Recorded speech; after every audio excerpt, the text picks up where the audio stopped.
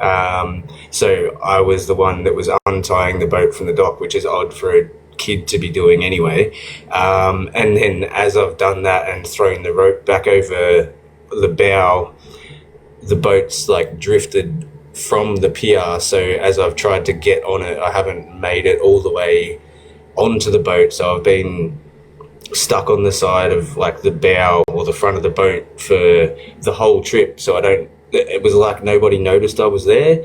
And we proceeded to go out to the Seal Rock and whatnot, and like I tried to get back up multiple times and just kept slipping, so I just ended up hanging there until I think it was on the way back from the Seal Rock. I just fell off, and that was it. Then I woke up, but it used to occur nearly like every time I remember a dream, that would be what it was, which, it was quite, like, it didn't make me feel horrible when I woke up or anything. It was just a very sort of weird dream. Can you recall if you had any emotions in the dream? Like, do you remember feeling any intense emotions at all? Probably like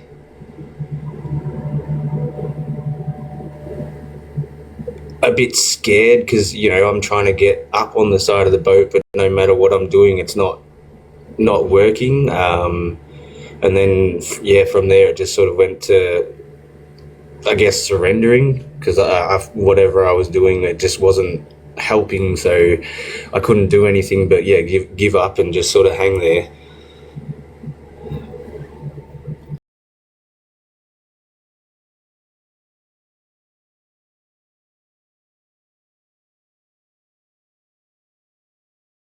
So I was talking to a child that maybe had too much responsibility put on him in his environment. Maybe the father wasn't present in the house, and you were given these really big responsibilities that perhaps you didn't know how to verbalize and share with your parents, that it was actually causing a lot of fear.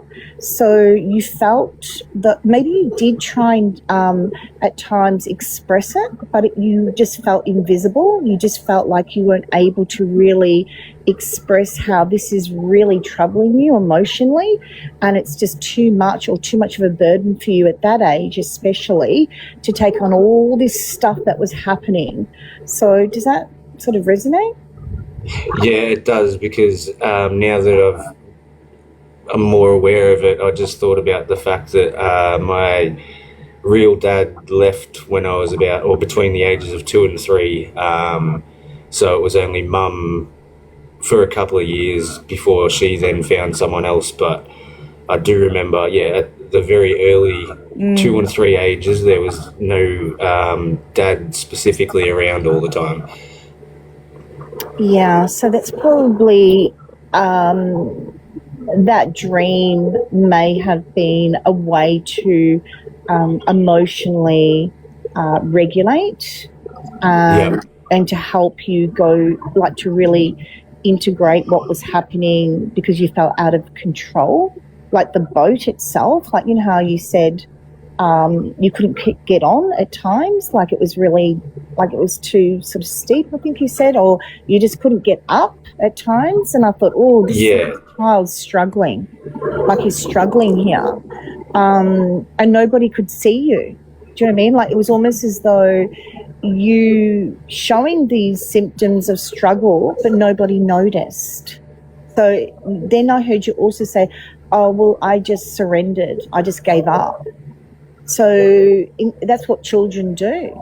They take it on and they think that maybe possibly they're the ones that have the issue or the problem, and so they just silence themselves. They just, no one's noticing, nobody's coming to help me, nobody's helping me to regulate these emotions that I don't know what to do with, so I'm just not going to bother. I'm just going to, So that's a sad dream. But also it's how our psyche can compartmentalize and help us. Compartmentalization, I don't know if you've heard of that word. Have you heard of that word? Yes, I have, yes. Yeah. So the way I like to see it is I don't see it as something that is unhealthy, because sometimes it can get a big, like, bad rap. I actually see it as something that we naturally do to lift us out of, say, that overwhelm, because it's just too much. And imagine being that, I mean, I can't even imagine being you at that age and dealing with what you had to deal with. So it's just a kind way of helping us through a really difficult time. It's like a coping mechanism in a way. Do you still do any of that? Like, do you kind of leave your body a little bit when things become a bit overwhelming, just out of curiosity?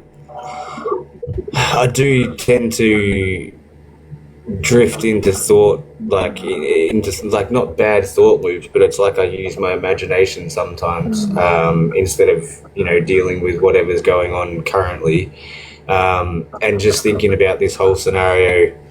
It might be why I have a weird like fear of water. Like as soon as I touch water, if it's a big body of water, it takes my breath away. Like it's like it doesn't matter what the temperature is. It's like it's that cold that it makes me have no breath left. And everyone's like, "Oh, it's not that bad. It's not that bad." And I'm like, "Yeah, for you maybe. I feel like I'm dying."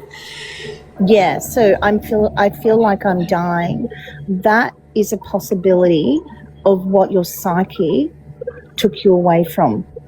You were feeling like you were dying, and nobody saw that.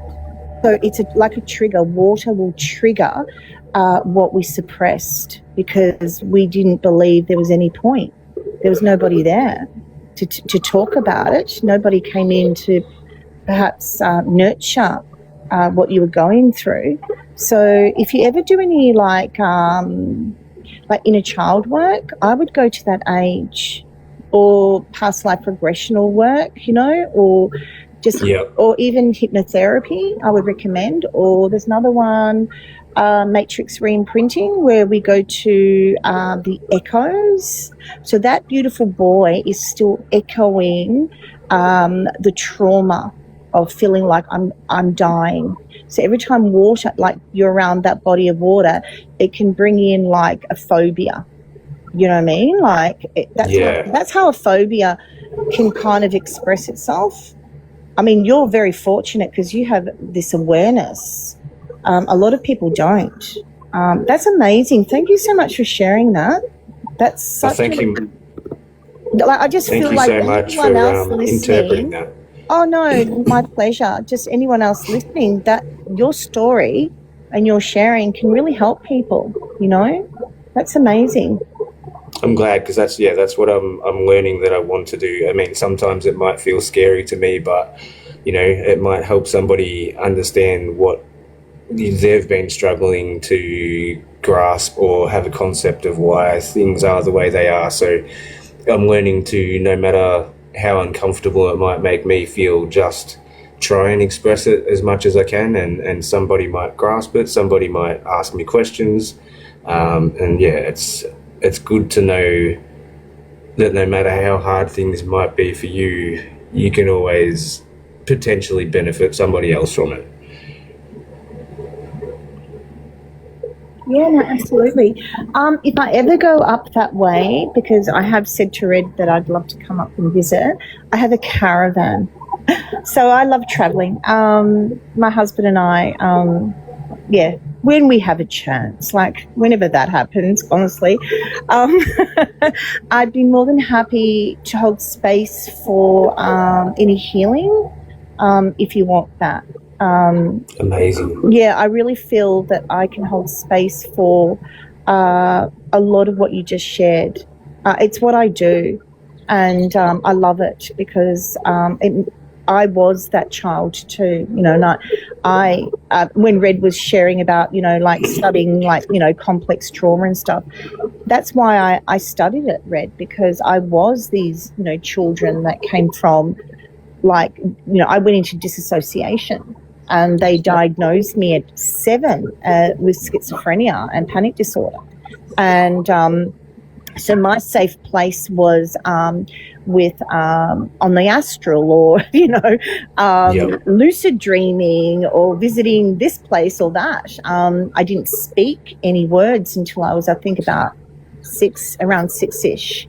So I really love I love that. I love being around this kind of work, because it also helps me to integrate parts of myself. I always believe that that's the reciprocation that we get as healers, because we're continuing to call ourselves home in our work, So, yeah, no, I'd love to meet you, David, one day, and Red, of course. Yeah, so whenever, the invitation opens up one day, maybe summertime, we'll come up that way and say hello.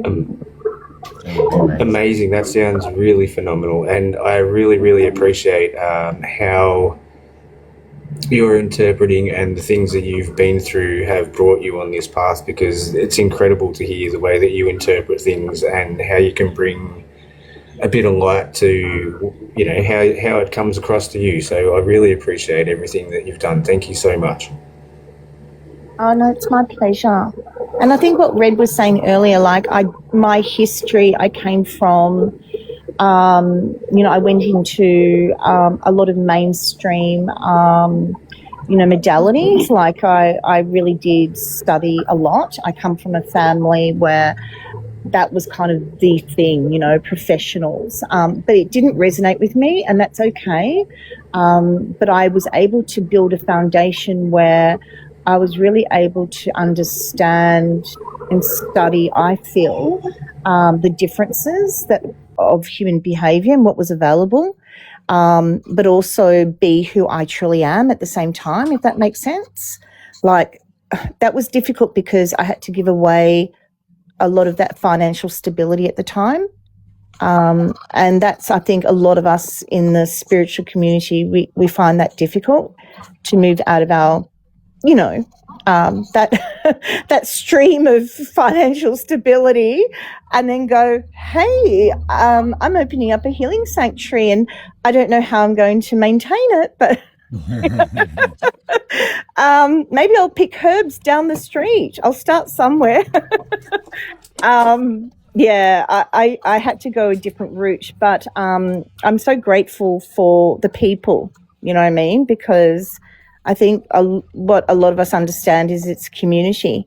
It's really community. Like, I don't think I would really be sane in this world if it wasn't for those that believed in my dreams, or believed that maybe there's something to this, maybe, just maybe, and having the ability to sort of work, like even be with that trauma, but still aspire to help others. Like, I think we go through that phase where, we're supposed to fix ourselves before we fix others, and that was one of my really debilitating beliefs. I really, really thought that, I shouldn't be doing what I'm doing, because, wow, what if they find out that I'm still integrating fragmented aspects of my psyche, or, you know what I mean? Like, what if I'm a fraud, So I think it's a real journey, and I think a lot of us are really awakening up to our gifts and our callings, and it's so amazing. Like, I'm just so grateful, because you feel so alone when you don't meet others that aren't as courageous, I suppose, to be honest. And it's not to their fault. It's just you need courage to be able to really, truly embody your calling. I don't know if anyone else relates to that. But is it Shakina? Yeah, you can call me Rosa. Mango. Thank you, Rosa. It does take a lot of guts, and I actually commend you for taking that path and choosing what wasn't necessarily, a affluent financially at the beginning path, and taking that risk for your calling and your where your heart desired to be. That, for me, is courage like no other, and I really yeah, and I just wanted to say kudos, basically, just like you're awesome.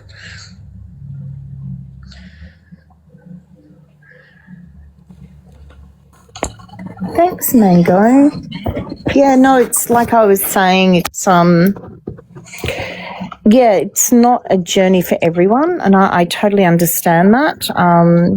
But yeah, no, but I get to meet people like yourself, you know, and Red and David. Like, I get to have an opportunity to just take up some space every now and then. Isn't it lovely? Yeah, no, it really is. No, I'm going to be honest. I was saying to Red, I was getting so excited like a child because I'm always at work. I'm always working. And this is like one Sunday, I'm actually at home and I've got this incredible like ricotta and lemon vegan cake sitting in the fridge, and I've got nice. you know what I mean? It's like luxury, you know. I'm actually bringing in a bit of balance today. So, but yeah, just being able to catch up with Red, I never get to. I'm always like dropping in, hi Red, you know, how are you? And because I'm always at work and I just don't know who's going to come in when I've just got the front area open. I open it up to the public, and a lot of people around that area. I don't know if you know Brunswick, David or Red. Yeah, like just I'm on the sanctuaries near the police station there. It's on Sydney Road. Yeah, so we're just in the arcade, and so yeah, I have all sorts of beautiful souls that come waltzing in. Some of them are not necessarily living in our timeline.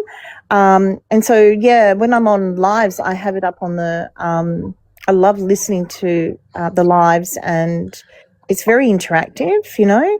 So I put it up on the speaker for people to listen to. And yeah, and it's really cool. So sometimes I'll be typing away, sometimes I'll come in and say hello, but I don't spend hardly any time doing this. So this is nice. So thank you, Ren. So is dream interpretation something that is part of your work then? Not necessarily. Just instinctual kind of thing. Yeah, no, I was saying to Red earlier, God, I feel like I'm taking up all your live. Red, just tell me to shush, and I'll just keep. I'll have another cup of tea. No. When I was younger, when I was a child, I always was doing this. I'm one of 5, so I have one older sister. I have 2 older sisters, but one that's just slightly older than me, who's also extremely gifted. She's a lot more gifted than I am. Yeah. And so she was kind of the only one really I would experience these worlds with. So to me, it was normal. But what happened was I don't know, this is going to sound weird, but this actually happened. I was studied in primary school. They studied me. And they paid my parents a monthly income to study my brain. Isn't that lovely? Wow. Yeah. And then, but it wasn't until I was in my 20s that I actually heard that there was these programs all around the world that was happening to what we call the Star Children. So they were studying my brain, and I can remember they would put me under these machines. They would see the activity, why the activity. I used to have to wear these heart monitors. It was full on, and they would put photographs in front of me, and they asked me. They measure him with like an EEG sort of thing as well. The wires on your head. Yeah. Oh wow. Okay. And so it was just so normal to me, and nobody was saving me. Nobody. Instead, they were diagnosing me and saying there was something wrong with me, or, my mother was Catholic, and at the time I wanted to be a nun. That was my, I'm going to be of service. I'm going to be a nun. And then that was a disaster. The whole church and dogma was a disaster. I mean, it really traumatized me. Yeah, So I'm with you there. Yeah, no, it really was. I heard you say as difficult. well at a young age you were diagnosed with disassociation. I've got DID. I don't know if we've talked about this on a live before. Oh, So beautiful. yeah, Okay. yeah, Yeah. it's a very interesting subject to me. Disassociation for sure. Yeah, I feel it's very rapid in the Western world. And don't get me wrong, I haven't actually travelled outside of Australia. So this is from my own personal study of people that, my clients and people that I have met in, say, later on when I got introduced to more ceremonial work. And so I'm someone that asks questions all the time. I'll sit you down for 5 hours and you're literally like, oh my God, she's like still at me. No, I love that. I would absolutely love that. Some people do. Some people want to run away from me. But yeah, no, because I'm always very curious as to, like, Red was sharing this incredible dream that he was having, what's the word? Repetitively. Repetitively, yeah. Yes, that's the one. When he was a child. And there was so much. See, the more you ask questions, the more what happens is our frequency can actually help them to vibrate at a frequency of remembrance. Yeah. Do you know what I Would mean? it be alright to share a dream? Because, I mean, I saw the sort of prompt and I was like, ooh, because I think I've shared with Red before. Would it be alright to share with the panel? That's kind of, would that be alright? It's a reoccurring pattern of hot tubs or jacuzzis or pools or something, and it's a property, and I'm moving or looking at it to move to it, and the pool or hot tub or jacuzzi seems really clean and luxurious when I'm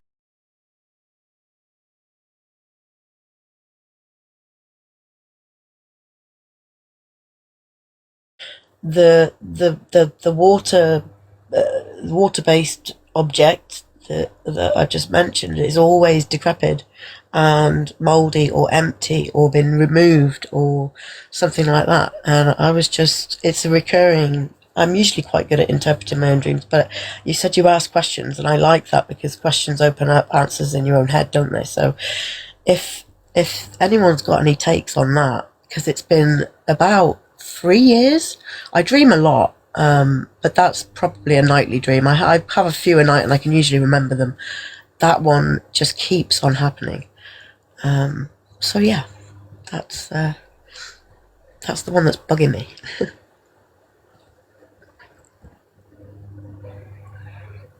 Anyone have any takes?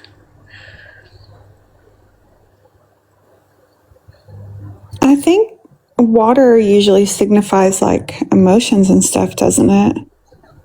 And some things, like I know with like tarot and astrology, it signifies emotion. Have you said that it's usually like dilapidated? Yeah, when I get there, if it can be a holiday home, it can be somewhere I'm moving to, and it's always either been ripped out or dilapidated when I go to actually be there. But when I'm looking at the property, it's always got this the beautiful jacuzzi or pool, and it's beautiful when I'm looking. But when I get there to actually be there, it's That's interesting. I feel like the property's significant as well. I don't know why, even though it's always a different property. The fact that I'm going somewhere and that's somewhere I'm looking forward to, and the body of water is always crap. Excuse my language. Yeah, I mean, to me, it makes me wonder, like, if you've been like disappointed in things. Yeah. Hey guys. Like in your own life. Hello. Hi. Yeah, I've encountered a lot of disappointment in my life. Like I said, it's been going on for it's got to be 2 or 3 years, this dream. Mm-hmm. But yeah, I suppose disappointment in my ability to get out and about and stuff like that because of my disabilities. But that's been a given for 16 years. That's been a reality. So I don't know why that would. I don't know. Yeah. I'm in a similar boat. I got hit by a truck, and I haven't been able to get out and about like I used to. What happened to you, if you don't mind me asking? I ended up with chronic illnesses, an array of them. Started with ME, fibromyalgia, endometriosis stage 4, FND, muscular atrophy. But yeah, the body of water was what I was kind of like really wanting to tap into. I mean, Crone, thank you so much, because I suppose the disappointment comes in, but it feels like there's something more to it, and I just can't. Like swimming in the body of water? Yeah, just being in it. Like I want to be in. I'm excited to go to or stay at or move to whatever house or place it is in my dream because of the water, because of the jacuzzi, the all hot tubs are jacuzzis, not all jacuzzis. No, that's wrong. Oh, you've seen the future. Do you reckon? You've seen the future. But in the UK, we don't have pools and jacuzzis and things like that in our gardens. So. Oh, honey, don't worry about that. That's easy. That's gonna come. Yeah, that's what's happening in the future. All humanity's moving back towards the water, not in it, but like our houses are gonna be kind of in water and along the coastlines, like integrated.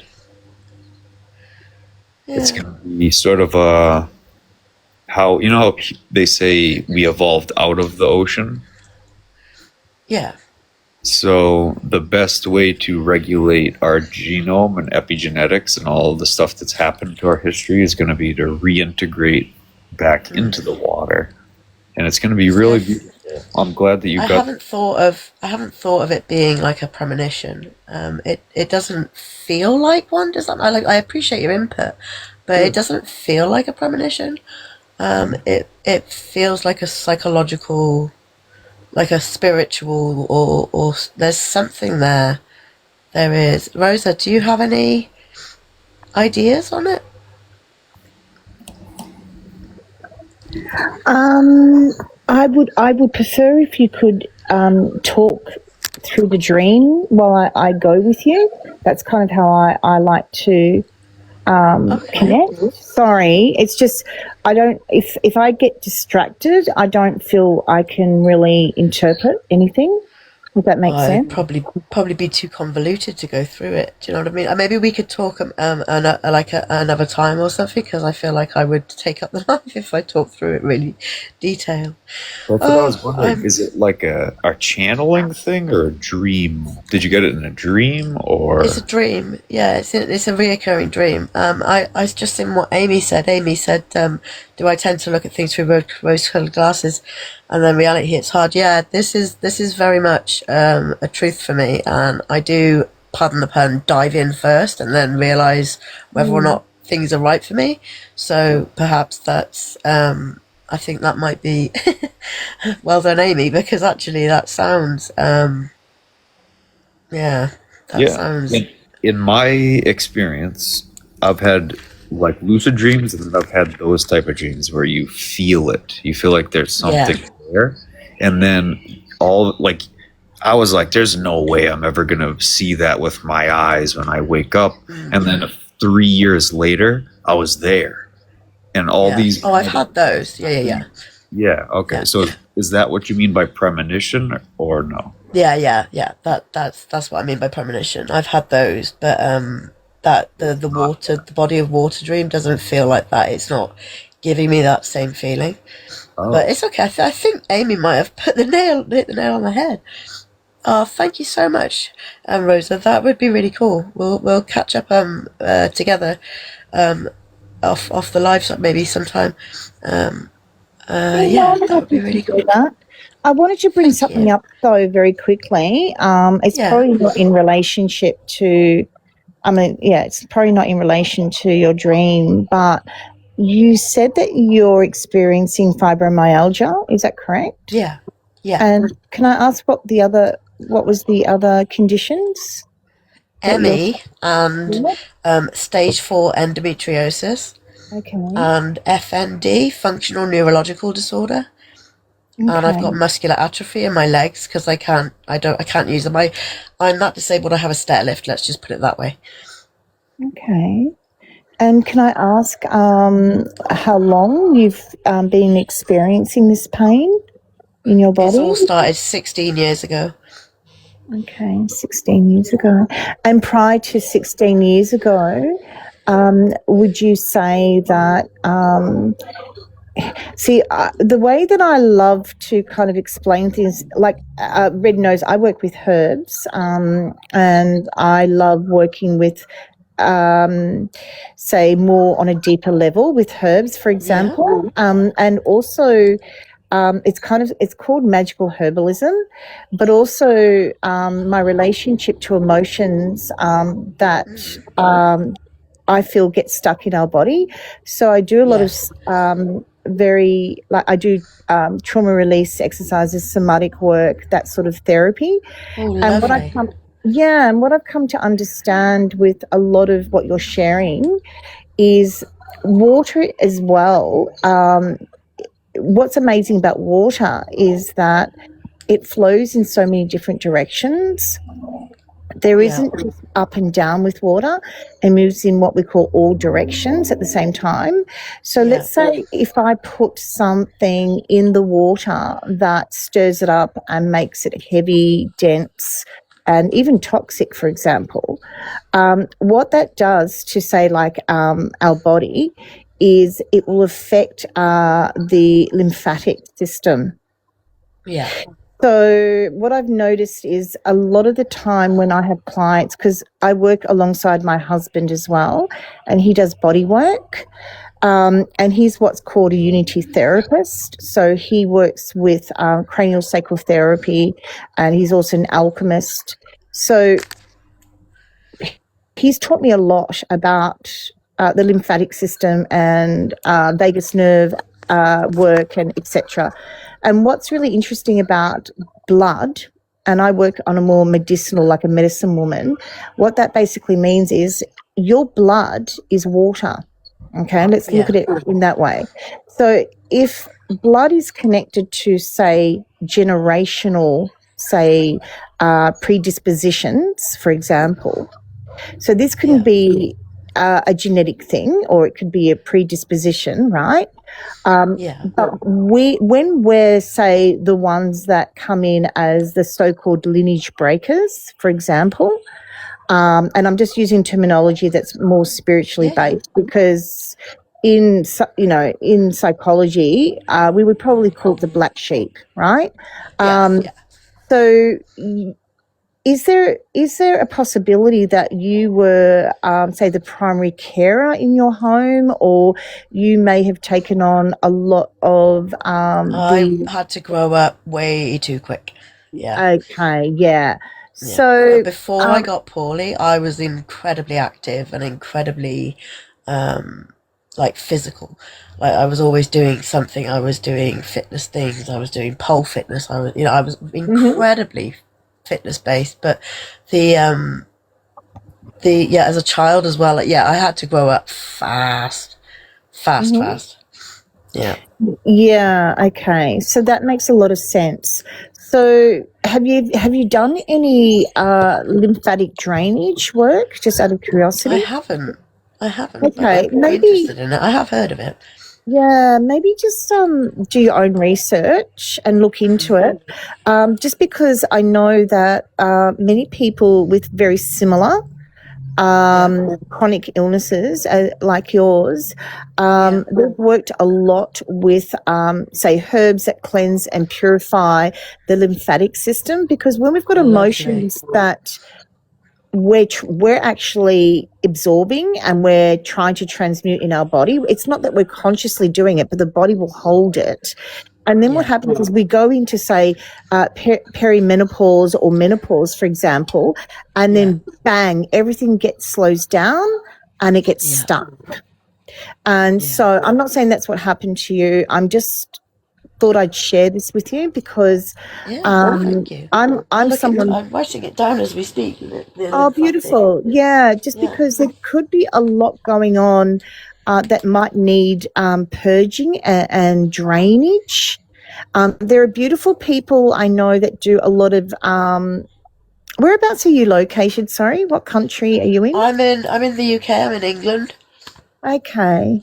What I'll do is I'll do some research because I know that there's centres here that have special machinery that work with lymphatic drainage.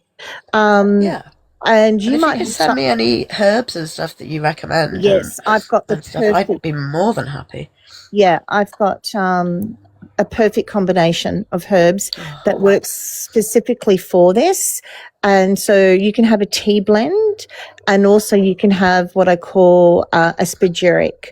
So a spagyric is a concentrated, oh no, I can just hear my husband's voice going, that's not what a spagyric is. Okay, let me rephrase it. I can just hear, no, alchemists, they're like all about the science, you know. I have to give gratitude to the huge amounts of works that these beautiful, you know, alchemists do. So a spagyric is basically when you actually alchemizing a herb to its purest essence. So there's a 3 pathway flow for this to happen. And so basically it can take months just to purify, say, like mugwort into a liquid form. So we offer spagyrics, and the one that I would recommend for you is the one that's almost finished. Martin's almost got it. It's taken him something like 4 months, but it's for lymphatic drainage. Wow. Because I went through this myself and it was extremely painful. And now I'm able to move. Now I'm able to lift my legs up. I don't feel like I'm 90 years old anymore. And you know what I'm talking about. I do. And the whole kind of like, that would be brilliant. I really appreciate you. I really do, Rosa. Thank you. No, my pleasure. I just thought I'd throw that in there. That's of course, brilliant. You know, anything. Yeah, do the research yourself. I'll send you some information and just see what's available around your area because there's a lot that if we just very slowly and gently start restoring where that vitality left, because a lot of the time the vitality is left due to blockages and it just sounds like you're in a lot of pain. And if any of and if any of what I'm sharing with you just gives you somewhere to go, then I'm happy. You know what I mean? It does. I mean, I've tried every sort of clinical practice, so now I'm ready for, you know, I've immersed myself in the spiritual community this year after a bit of a hiatus, shall we say, and I feel that this is what it's leading me to, is people like you, Rosa, who are like, you know, the natural, the do you know what I mean? Like, this is where I want to go with this. So thank you very, very much. I just want to say, Kerry, in the comments, I see you, I feel you, I hear you. I am the rainbow sheep of my family, and I hear you. Okay, we are, the buck stops here. It does not continue after me. I cut off my birth giver 8 years ago. Best thing I did, and I'll tell you what, I see you, and I'm glad that what I've shared, and that in turn what Rosa's shared with me has helped you too, because you are seen and you are valid. Anyway, I'm going to shush. I think Phone had a dream that they wanted to share a bit after I came up, so I'll go mute. Thank you for that, though, everybody. Hey, so whenever I was like 6 or 7, maybe even 5, I had two like very disturbing dreams that have stuck with me my entire life. I never had them again. They weren't recurring. They were just that creepy and weird. And I've always wanted to like ask about them, but I never really like knew who or who to ask. But so one of them was like this, it was like a first person dream, and I was like, I feel like I was like in a red dress, but I was someone else. And I looked down at my wrist, and there was like this big like gaping hole coming out of it, like on my wrist, but it was like a black hole, and then a spider just like came out of it. And that always like that creeped me out so bad that anytime I saw like holes in the ground or anything, it creeped me out. Like it was like an aversion for a while. And then another dream that I had was I was walking in this, like, I want to say like a castle or something. And there was this room full of like sarcophaguses. And I just heard like a low, like chanting in the background. And then I woke up. But it was very like a flash, maybe not even like a dream, but like a memory. I don't know. It was just weird. Do y'all have any? When you access it again, what does it feel like? Oh, I was terrified in both. Okay, so possibly epigenetic memory that your ancestor experienced? Yeah, potentially. That is a thing proven in science now. Up to 7 generations back, we have experiences in our genes that our, ancestors experienced. It's quite possible you unlocked it. Have you ever had regression therapy, like past life? No, I haven't. But I've always thought about doing it because of those. I wouldn't recommend it. I don't do it. I've heard of other people doing it, but I feel like this life has enough issues to deal with. So, but I'm just saying that may be something you tapped into due to whatever circumstances reminded you of it. Does it help you at all to remember it? It doesn't like really have an effect on me. Like it doesn't bother me to remember it now. Whenever I was young, like it would scare me to think about it. But now, what triggered it, if you don't mind me asking? I don't know. Like it was just like, I think I was even too young to know what a sarcophagus was. Mm-hmm. Yes. Whenever I had that dream. Yep. That's how you know it was something your ancestor experienced that was highly traumatic. They passed that down, unfortunately. It's just in our genes it's a way of like trying to help the next generation avoid that situation. It's, I don't think it's too complicated in that, it's just the way the brain works through association. That makes sense. I've never like asked about it. So I just wanted to see what y'all's thoughts were on it. But that makes sense, yeah. Come across a space, doesn't it, Corinne? It's nice to come across a space where these kind of questions are welcomed. Exactly. Yeah. I think I only sorry, I caught the first part because I'm a bit in and out in my head right now. It's late. It's early in the morning, really. But the first dream with the hole, what sort of like age would you? And you said you were scared. You are or were scared of holes in the ground and stuff after it happened. Yeah, until I was. So that happened. That dream happened when I was like either 5 or 6, maybe 7. Okay. And I always got like reminded of that. It wasn't like I was afraid of them, but it would be like I would A visceral reaction. Yes, I would have exactly. I would have a visceral reaction to it. Yeah.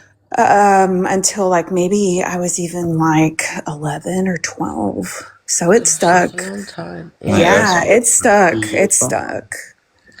I don't have any ideas because I'm not really a dream interpreter, but I just wanted to hear it again because it was interesting to me. The hole in the spider and you said the hole was sticking out of the words you used, and it was like I could almost see what you meant. Like It was. I can It was visualize like it, and I can see why it was traumatizing. Yeah, it was like a slit, and I don't. I'm not trying to trigger anybody. No, I know what you mean. But Yeah, yeah, and it was just an opening, yeah. like a And there was a black spider. opening, and a black spider crawled out, and I'm like, was I like a corpse? Because that's kind of what it. I don't know. That's kind of what it felt like. At that time, at that age, did you understand the concept of a corpse? Had you? Probably. Do you know what I mean? Yeah. Yeah. So you'd experienced maybe something that you maybe shouldn't have at that age. Well, I grew up going to a lot of like family members' funerals. Gotcha. So I had probably been to a funeral by that point in my life. And in your culture, were they open casket?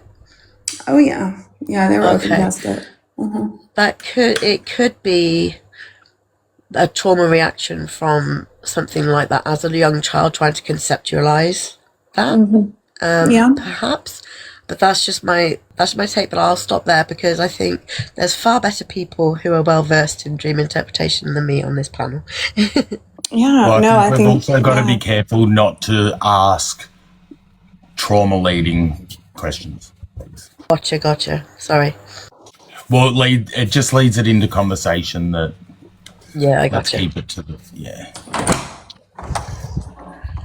Yeah, does anyone else have any thoughts on Crane's dream? I didn't really get anything for it. Sorry. That's okay. I was just wondering, did you have a vision of like what country it was in? Oh yeah, it was because I'm in America. Definitely wasn't in my country. It was like England. Interesting. Yeah. What's your lineage? Did you ever do your genealogy? Yeah, I'm like all European, like 50% British. Okay. Yep. Interesting. So your ancestor probably saw that. That's good. Are you very Catholic or Christian? Family is or was? I was Catholic, not at this point in time. No, I mean wasn't. in the past, like family history wise. Not really, no. Oh, okay, interesting. Because the Pope opened that door to the prison recently. Yes. And I'm wondering if maybe this energy release, kind of awoken some of the what they call junk DNA in science isn't really junk DNA. It's old encodings from histories passed down from our ancestors. But they don't like to tell people that because you can't prove it, right? It's a door that gets open a lot, though. The media just made it sound like it's something that doesn't get opened a lot. Yeah. It wasn't something special that happened. Correct. But the point is the media pushed it out there, so everybody's mind is on it. So as a collective, people start to ruminate about it, which can lead to, I don't want to say false memories, but sort of like activations for certain reasons. It would help to look into your genealogy and genetic history if you really want answers, but ultimately at the end of the day, if it doesn't help you, I'd say leave it. Just drop it. Do and how to do it. All we are here to do is share from our experience. Of course, that's what I would do. I'm sorry, you're right. That's what I would do. I'd leave it or drop it if it didn't help me. I didn't mean to tell you anything. I'm not saying to do anything, but that's just my opinion.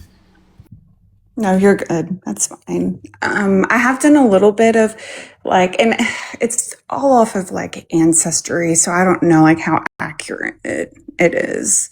But there was a lot of and I didn't find this out until like the last 2 years, maybe last year. But there was like a lot of like British royalty and all of this, like whenever, like before my family came to America. Yeah, So they're I didn't even think about that. I just saw the prompts tonight and I was like, oh, let me ask about those weird dreams that I had. But that's interesting. I could definitely be that. Cool. And just remember, there's always another side to the coin. You know, that's the bad side. Maybe if you dig enough, you'll find the good side. Yeah, exactly. Welcome in, Kerry. How are you? Oh, I'm good, thank you. How are you all? Good, thank you. Good. What's happening? Oh, I feel like I've just gone through, I don't know, like a whole sort of awakening this past 3 months. And yeah, I've just been kind of searching for answers and I've got a lot of questions. And yeah, I've recently just started like some sort of holistic therapy that's kind of like opened up some things for me. Yeah, and I've just come across this live. These are all kind of really just, it's all like synchronicities for me. And yeah, I'm just so intrigued and would love to hear your thoughts if you have some time. Yeah, please share.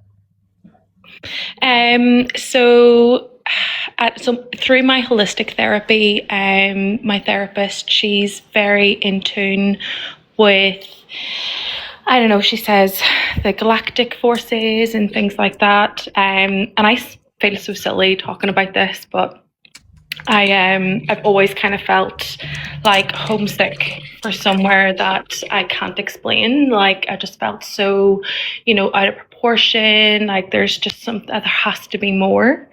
And last week I asked for that. I asked for more. Can I say, please don't try not to feel silly here. I talk to dragons, aliens, gods, goddesses, demons, angels. You're not weird here or silly. Okay, Right? that's so That's good. just inner child waking up. Yeah, you're in the right place for the silly weirdness. I love that. I feel comfortable to share here, so that's so good.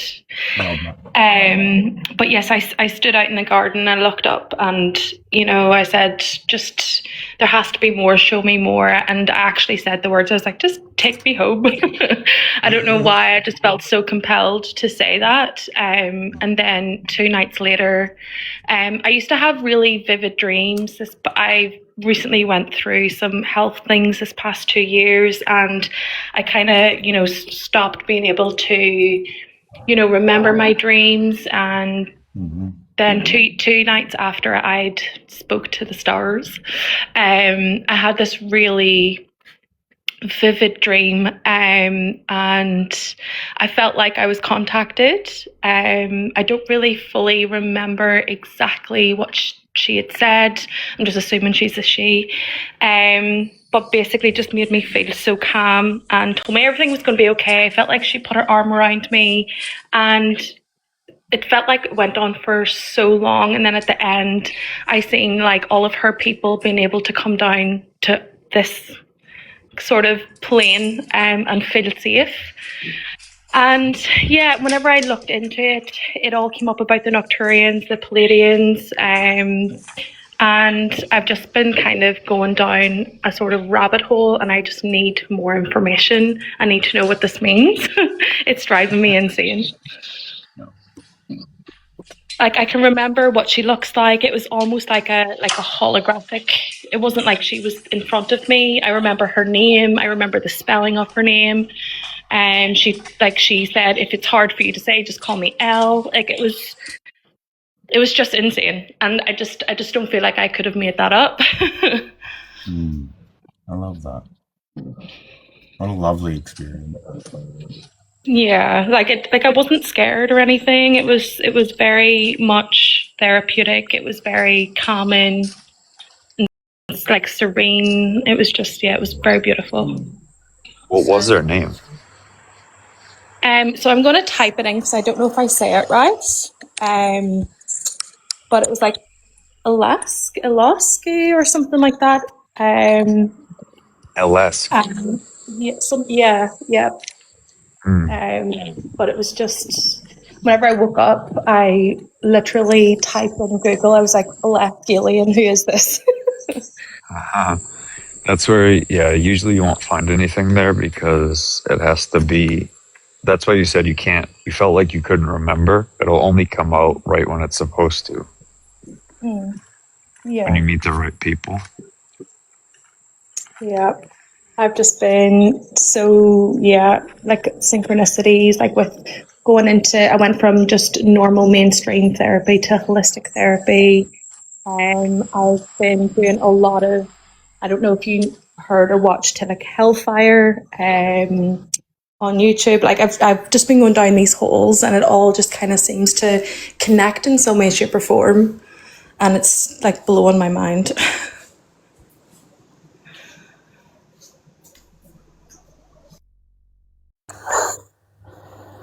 Carrie, can I ask you some questions, if that's okay? Absolutely.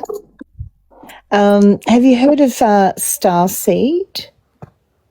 Yes. So after I had my dream, I was doing a bit of research and I was listening to a few podcasts, and I came across Elizabeth April's podcasts and videos on YouTube, and that's the first time I've heard about starseeds and things like that. And she went down and explained about like being retired starseeds, new starseeds, and I was like, this is me. Like whenever she was explaining it, I was like, yes, that's me. So you could really relate to that? Everything, yeah. She said that you've always felt like you've had a higher purpose, or you've always felt like you didn't belong. You don't really feel comfortable in your skin, and it's usually people who feel like they might have like some sort of, or could be diagnosed ADHD or on the spectrum and things like that. They just see things a lot differently. I hear you, Kerry. Yeah. Well, I actually work with children, the starseed children. I have a little small schooling program in Melbourne. And I actually work with what we call them rays of light.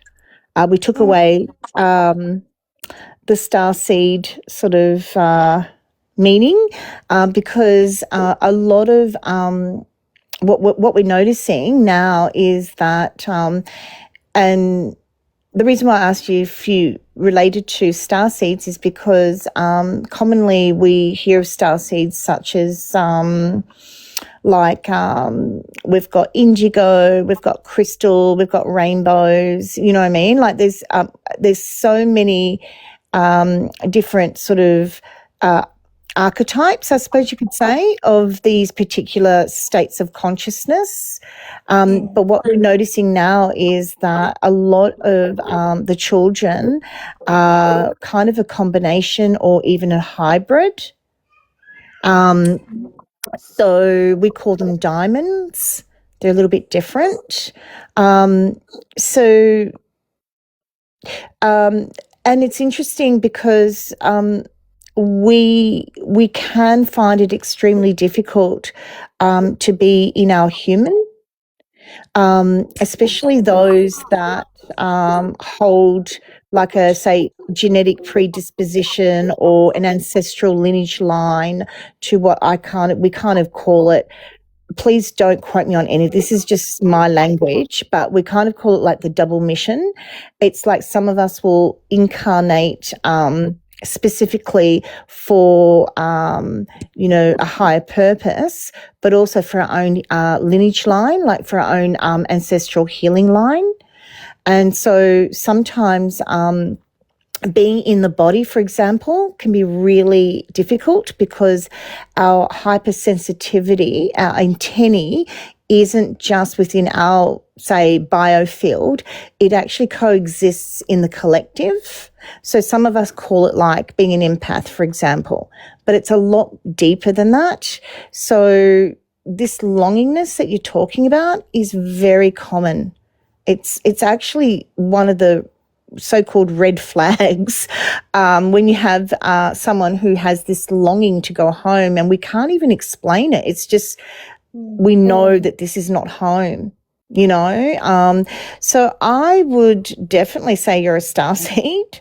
You sound very Palladian. That's just my perspective.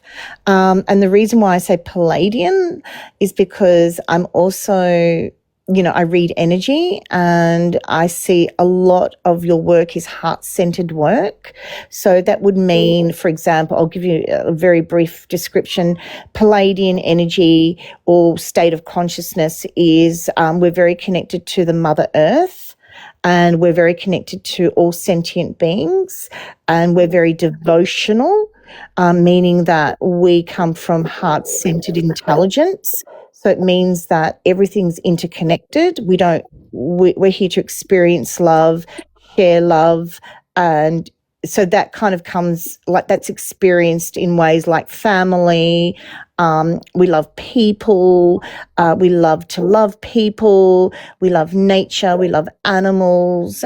We may work in humanitarian causes. That's just like a very lucid, you know, like framework of kind of Palladian energy.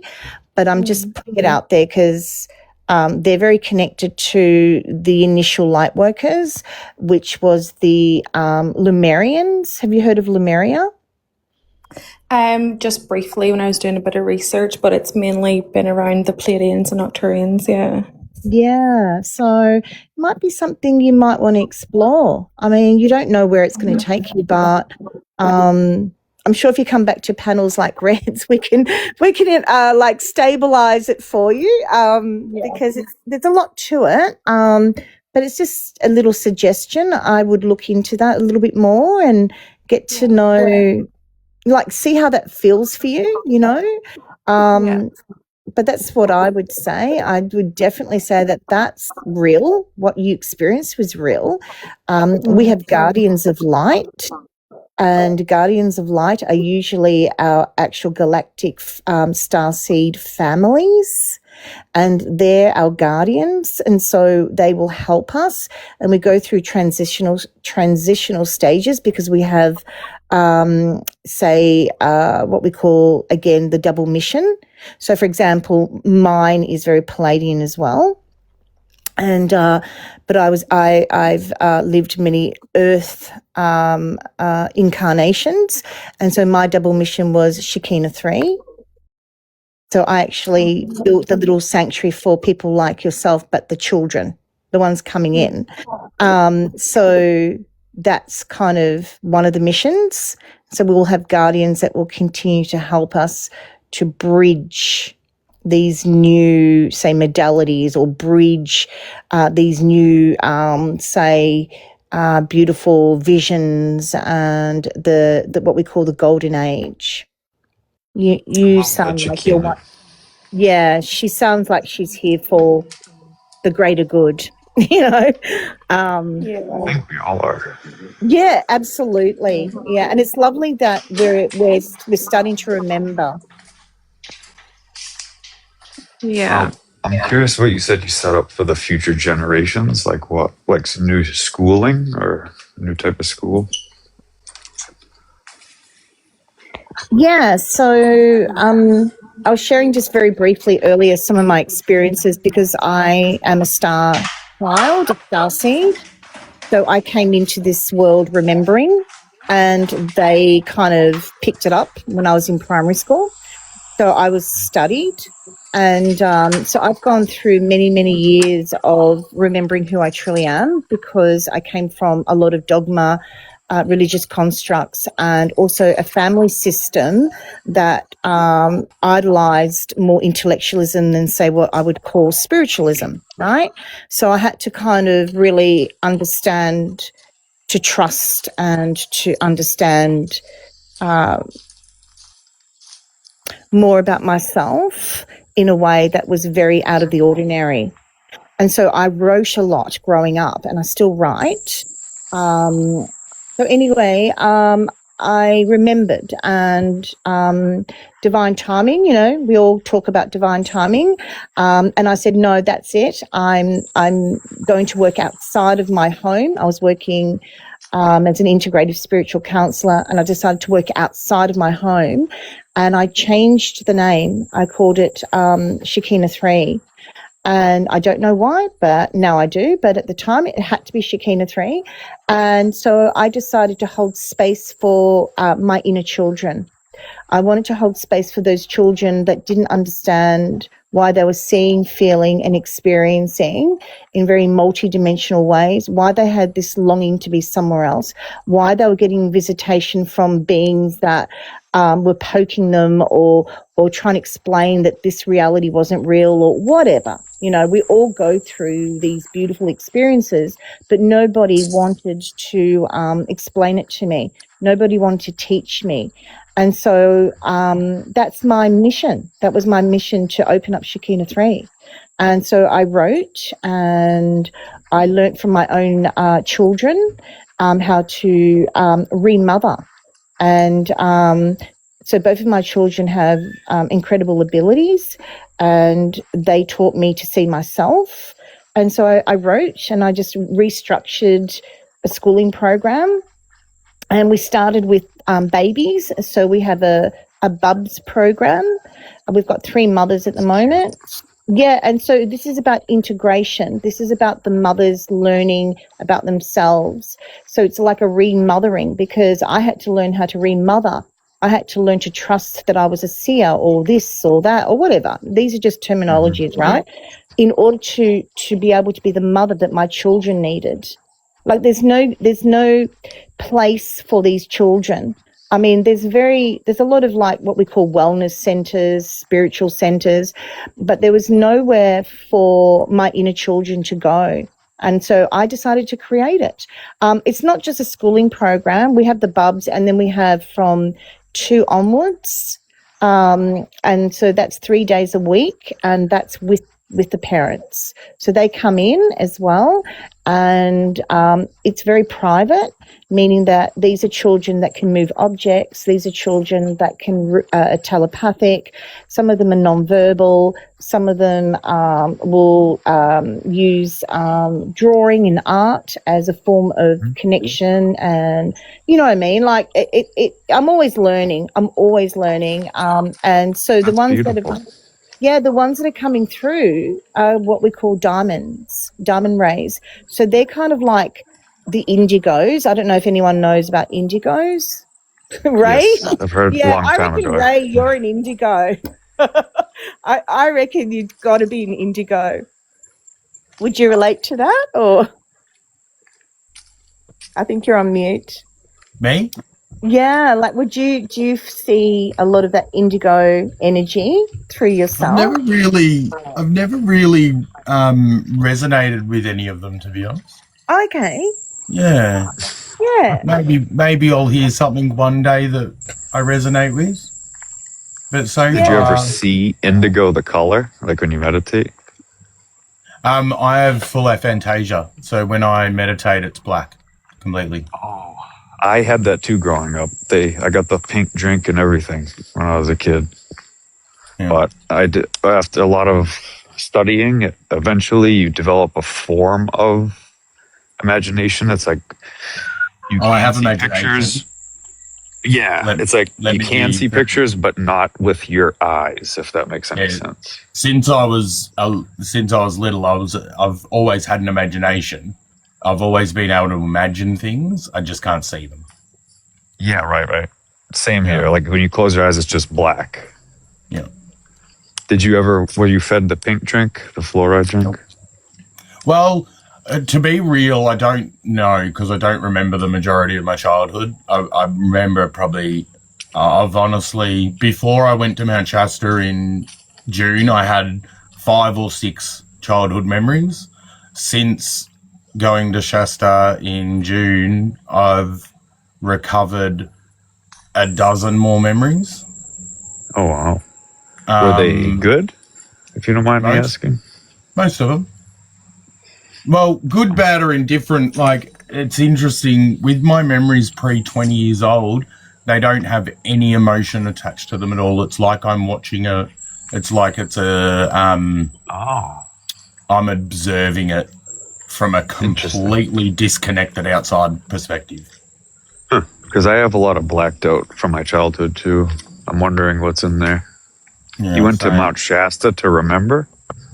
I went to Mount Shasta because I was drawn to it, and I went to America. I spent the whole of June in America. I road tripped from Seattle down through Washington, right through Oregon, stopping at a few places in Oregon. We were in an RV, and we went then through Northern Cali to Mount Shasta and stopped there for like 2.5 weeks. It was amazing. Interesting. Would you recommend that for remembering? Yeah. So how do I get in contact? I've spoken to about 15 people that have been physically to Mount Shasta and had memories recovered and dreams recovered after that. Is it like a ritual? Like what happens there, if you don't mind me asking? I'm very curious. I personally got sat in there's like these big stone rings and pathways and whatnot. It's the natives have done it. And okay. I got sat down in a stone circle, and I meditated. I started journeying, and a native spirit, elder spirit, approached me, and a whole lot of things happened. A whole lot of things. It was very profound. Yeah. Very private stuff. Yeah. Yeah. I get it. But it basically... Any recommendations on how to deal? How to deal with... What do you mean? Like, if it's traumatic... Well, you said you were just watching a movie. Like, you didn't actually feel any of it. Yeah. That's kind of reassuring, I guess.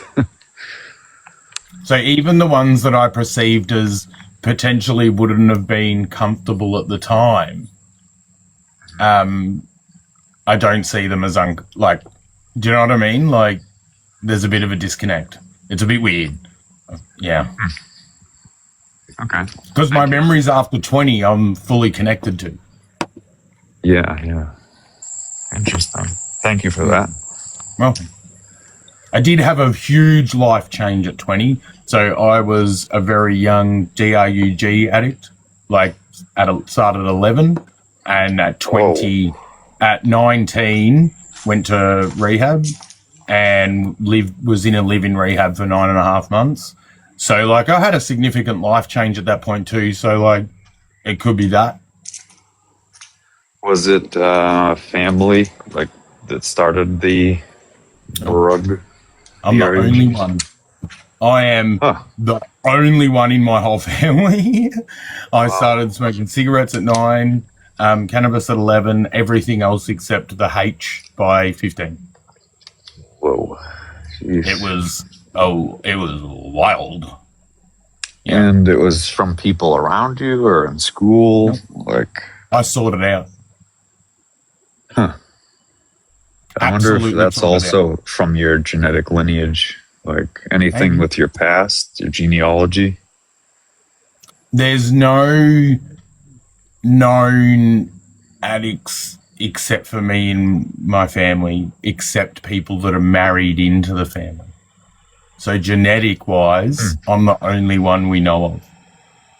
Okay, so maybe a black sheep syndrome type deal. Do you have a good relationship with your family? Yeah. I mean, yeah, good enough. I mean, did they ever kind of ostracize you or treat you different than they treated each other? I mean... I guess so, but not Well, I'm not judging. Nobody's judging here. It's just it's kind of like putting a story together. You know? I don't think they judged me. They didn't understand me. Yes. Yeah. Because I was just so different from the rest of them. My sister was a model student, and I was bored as fuck at school and absolutely reckless as fuck. Yeah. And when you then it almost seemed like the teachers were mad at you for being who you are. Oh, they were. If I had It to was guess. wild. Mm-hmm. Why can't you be more like your sister? Oh, yeah, you gotta be like anybody but you, right? I had the same issue. It was wild. Yeah, it's black sheep. Black sheep. That's very common pattern in history. And like I was the only one that had noticeable mental health issues until like other like cousins and whatnot have mental health issues, and aunties and uncles have since.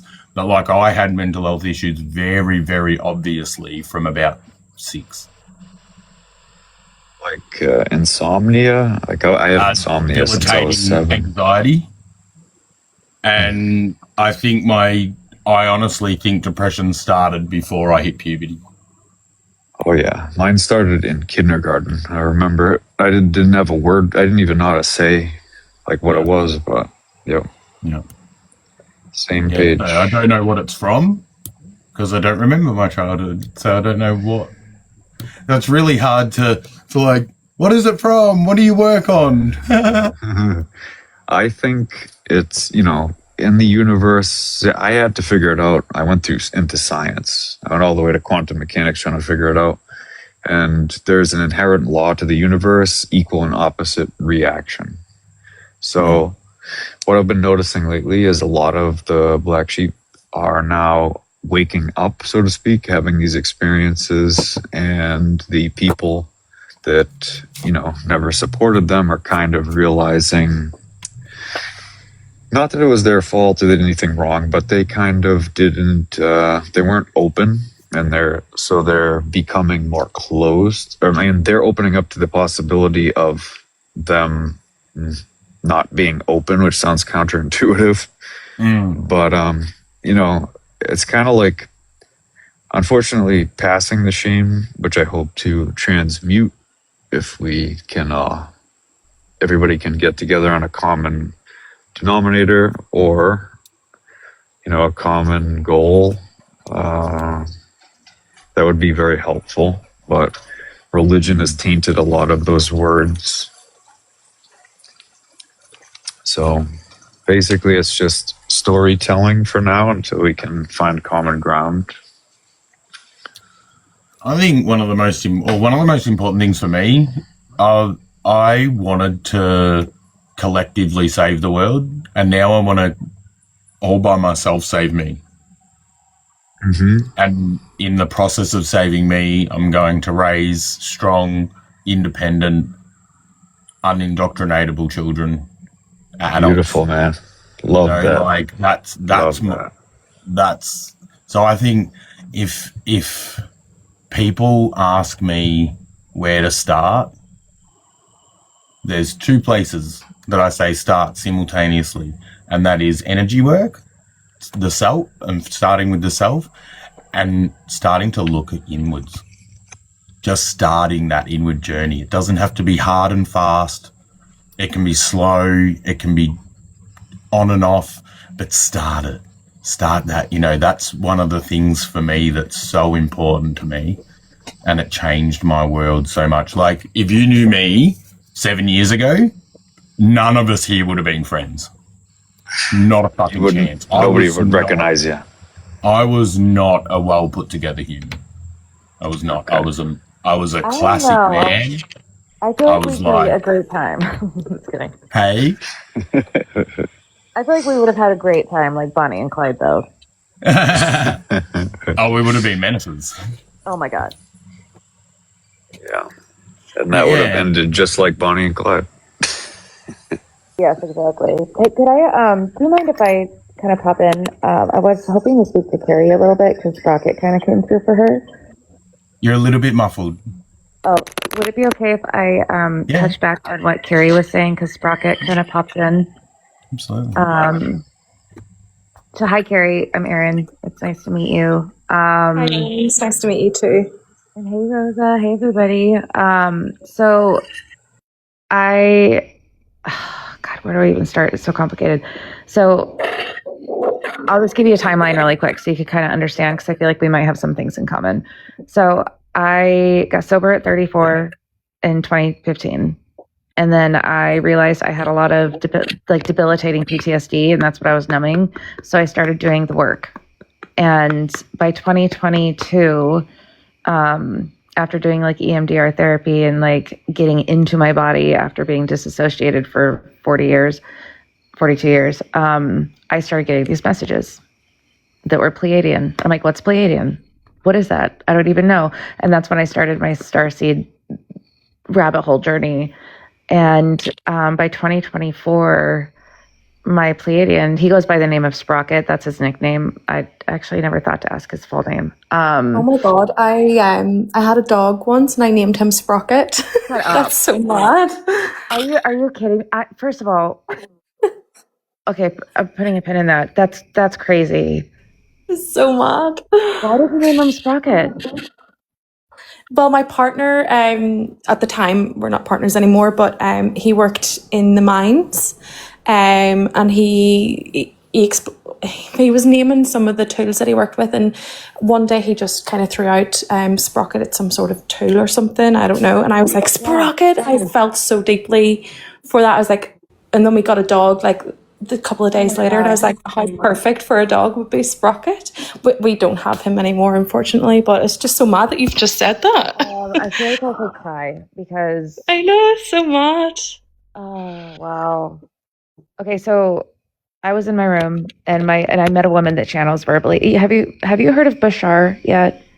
Yes, I am yet to get into that, but I've heard all about him, yes. Okay, so this woman that I met channels like him. She channels different collectives and they speak through her and they all have different accents. And at first I was like, what is this nonsense? This is bullshit.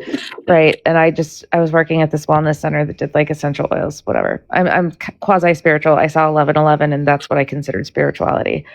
And she's like, you're a channel. I was like, no, I'm not. She goes, no, you're a channel. Like I hear it when you give advice. She's like, do you ever give advice that you're like, oh shit, I should write that down because that was really good? And I was like, yeah. She goes, you're channeling something. You should look into this. And she gave me a couple of meditations that I could do. And I can connect with you offline and show you what she taught me because it may work for you, it may not. And then I was like, okay, I felt it. She goes, well, did you ask him his name or ask them their name? And I was like, no. So the next night I went, and he goes, Sprocket. And I went back to her. I'm like, this is all stupid. I've never said that word in my life. The only thing I can think of is Toad the Wet Sprocket. I don't even know if that's a song or a band, but like, this is bullshit. And she's like, well, ask him why that's his name. And so the next night I did, and he built ships. He built Pleiadian ships. And then he showed me, and when he talks to me in my mind's eye, it's through images. But when he talks to others, it's through my voice. Like he will speak to you when I channel. It's really bizarre. And he showed me like the sprockets. They're like gears that keep things moving. And he showed me this gear that kept my heart going. And it's been a freaking journey ever since. And we can again connect offline. But he was present when you were talking. That is so crazy. Oh my god. He's saying that he's like, that's her sprocket. I'm getting so emotional. That's just, and that's, I can't even explain. I can't believe I've never heard anyone use that word before, like in any context. Neither have I, especially as a name. Like, I know, right? And it's related to some sort of tool, or as you said, like gears, like it's like machines, like it's. All right, just so crazy. I'm going to send you my WhatsApp. Yes, do. And then you can meet Sprocket yourself. And wow, yes. Yeah, I feel like you're exactly where I was, and I'm just going to tell you, it's so freaking exciting from here. It's a lot, but it's exciting, and I'm really, really, really, really, really excited for you. It's me too. Yeah. I'm so appreciative. I can't wait. But send me your details and we'll connect. I'll do that now. Okay. Amazing. I love that. I have a question about your channeling. Do you feel like that you channel so well that you almost don't notice that you're channeling? Like, is that why you said that you didn't know that you were a channel? In the beginning, I did, but now his frequency is so unique Now, sometimes I'll channel other consciousness or other energy, and maybe because I don't know, it's not anymore. I don't not catch myself channeling, but up until this year, all the time. Any tips on like how did you catch a flow with it, or like? Ooh, yes, and this is actually, I wanted to say this to Carrie too. The most important thing is you meditate, you get absolutely still, absolutely silent. You trust the voice that talks back to you. In my mind, I would be like, okay, this is stupid. I'm just making this up. Don't do that. Trust it. It just relax into it. Like relax your body into the surface that you're sitting on. Just melt into everything. Enter the mycelium. Let go. Don't put any judgment on anything that comes in. And I think you'll be surprised. Like, Can you name anything? what do you mean? I've found that naming can like inhibit it, or it slows it down, or sometimes I'll lose the What do you mean by thread. naming? Like if you're trying to remember something important, so you try to put a name to it, and then when you do, it like changes the frequency. At least for me, because what I see is I'm meant to build like a new infrastructure, and whenever I try to name the things that I see, it like I'll lose the image of it in my head, in my mind. So they're showing me that is distortion because your subconscious is trying to name them. So if you can focus on, like, okay, hang on a second. Wow, sorry, like a whole file cabinet opened up and flew in my face.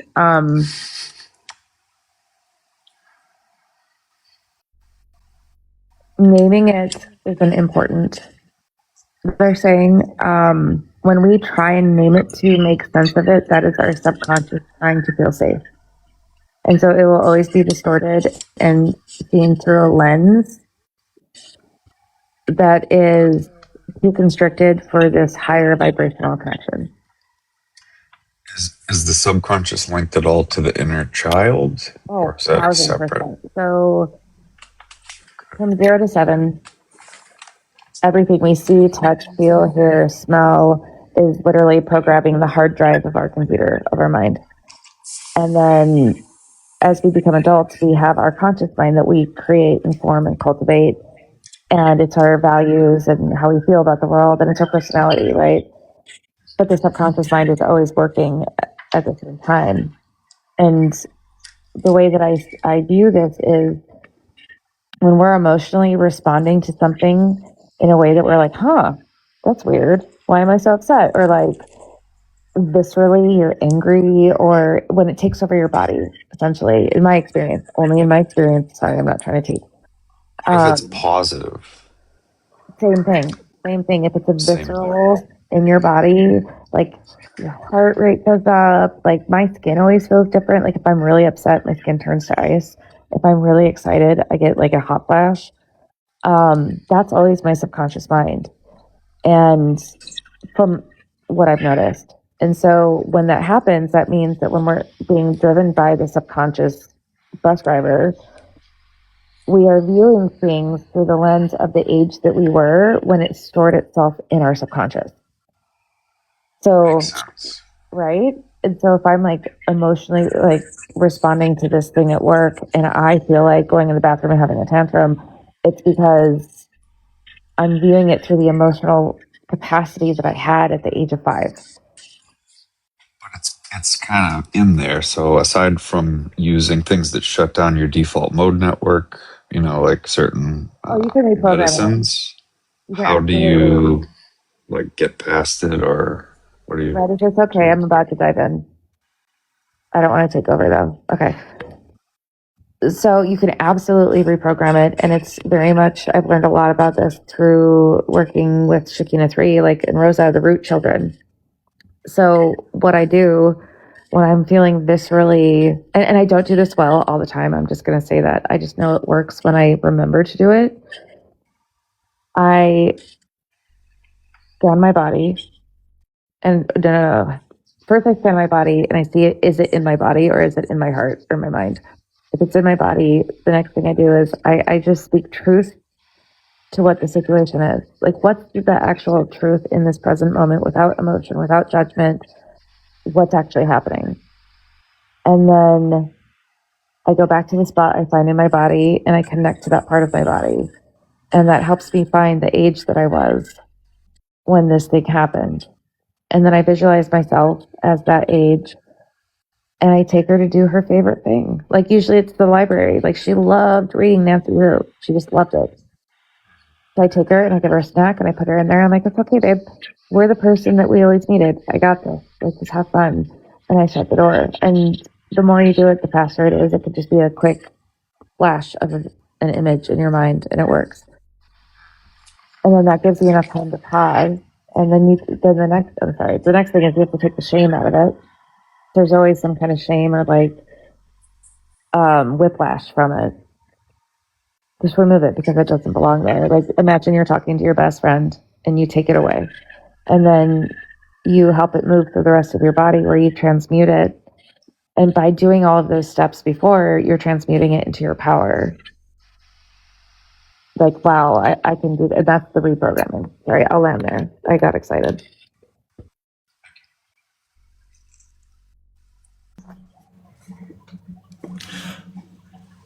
So, Kerry, I have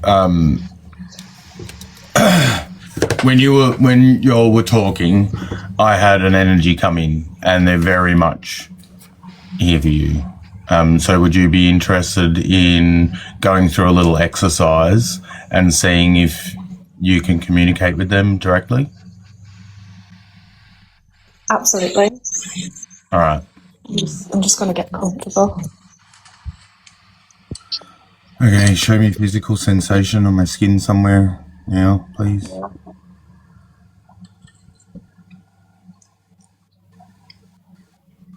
Stronger.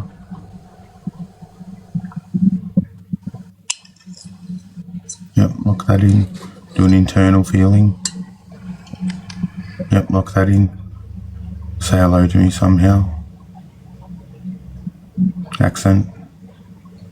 Different. Lock that in. Okay, go over to Kerry. Tell me when you feel them.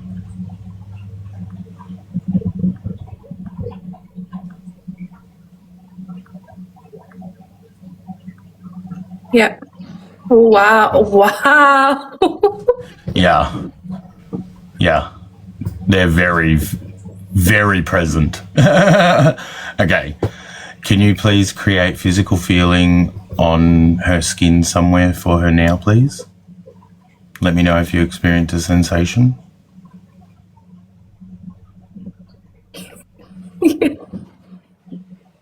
Yeah. Strong enough and comfortable? Yeah. Okay, lock that in. Create an internal physical feeling somewhere for her now, please. Did you get an internal sensation? Got like a little flutter. Yeah. Is it strong enough to notice? Could be stronger. Can you make it stronger and do it again, please?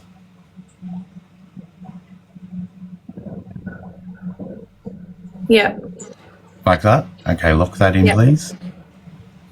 Now, can you say hello somehow now, please? Did you either hear, feel, or in your thoughts get hello? Yes. Was it in your... How did it come through? It was like writing. Does that make sense? Like, I didn't hear anything, but I sing hello. Yeah, perfect. Okay, can you now please tell her something? Just a little sentence. Tell her something.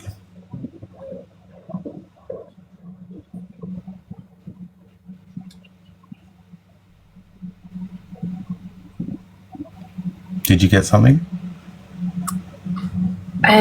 Something about birds. Yeah. Cool. It was just so the reason I do that last one is so you can see that they can do more than a single word. That whenever you first sent them over, they, or whatever it was, grabbed my arm, and I've never felt a sensation like that before in my life. So I don't know what their name is, but that's your sprocket. Wow, that's amazing. Yeah, I feel it too. It is. Right? He's very different than Sprocket, though. He like shorter and like. I felt that, yeah. Whenever you're doing on your shoulders and like I don't know what the word is, but I felt that on my arm, whatever that is. Kind of like, I'm here and you're gonna know it, sort of. Yes. That's Yeah, crazy. he came in strong and fast, and he was like, really, yeah. I felt my lips burning. Yeah, and whenever you were talking about like the musical note, I could feel like a tune was being played like on my skin, and I could say if I was like meditating or something, I probably felt like I could have like levitated. Like that was just crazy. So, and just know too, the reason I do it this way, there's many different ways you can communicate with spirit. The reason I do it this way is because I want people to know that they can be in control of the conversation. So if you don't like how it's coming through with a different, so if you get a different spirit, different entity, and that creates an uncomfortable feeling, just say, hey, could we change that up a little bit? That's not very comfortable. Or like, can you give that an accent, because I can't understand you in my own tone, in my own voice. Or like, can you do this or that or whatever? Like we're in, just like if you didn't understand someone talking to you, you'd be like, I'm really sorry, can you say that in a different way? Yeah. We can do that with the spirits and the entities too. Wow. Yeah. That is, you know, and I've always had that question, you know, I've always been into like mediumships and spirits, and I tend to call them travelers. I'm like, what if they speak a different language and I only speak this language? Like, you've just kind of confirmed that doesn't matter. No. So yeah. I've spoken with spirits that very clearly don't speak English, but you understand them in English. Does that make sense? Yeah, absolutely does. But I'm just going to mute for a second because my dog's going to start barking. I don't know. She's just, I don't know if it's whatever you sent across, but she's freaking out here. Well, a different energy there. That'll be a lot for her. He's very present.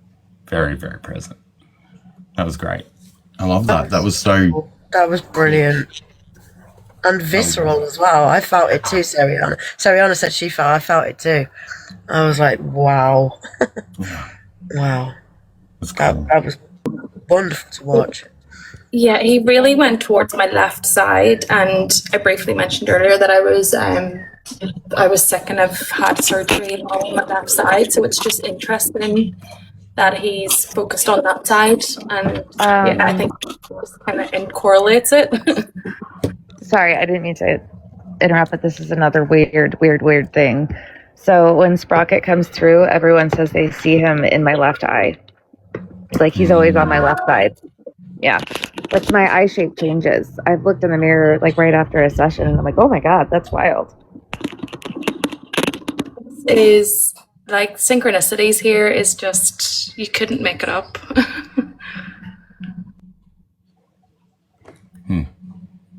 Thank you for that, Seriana.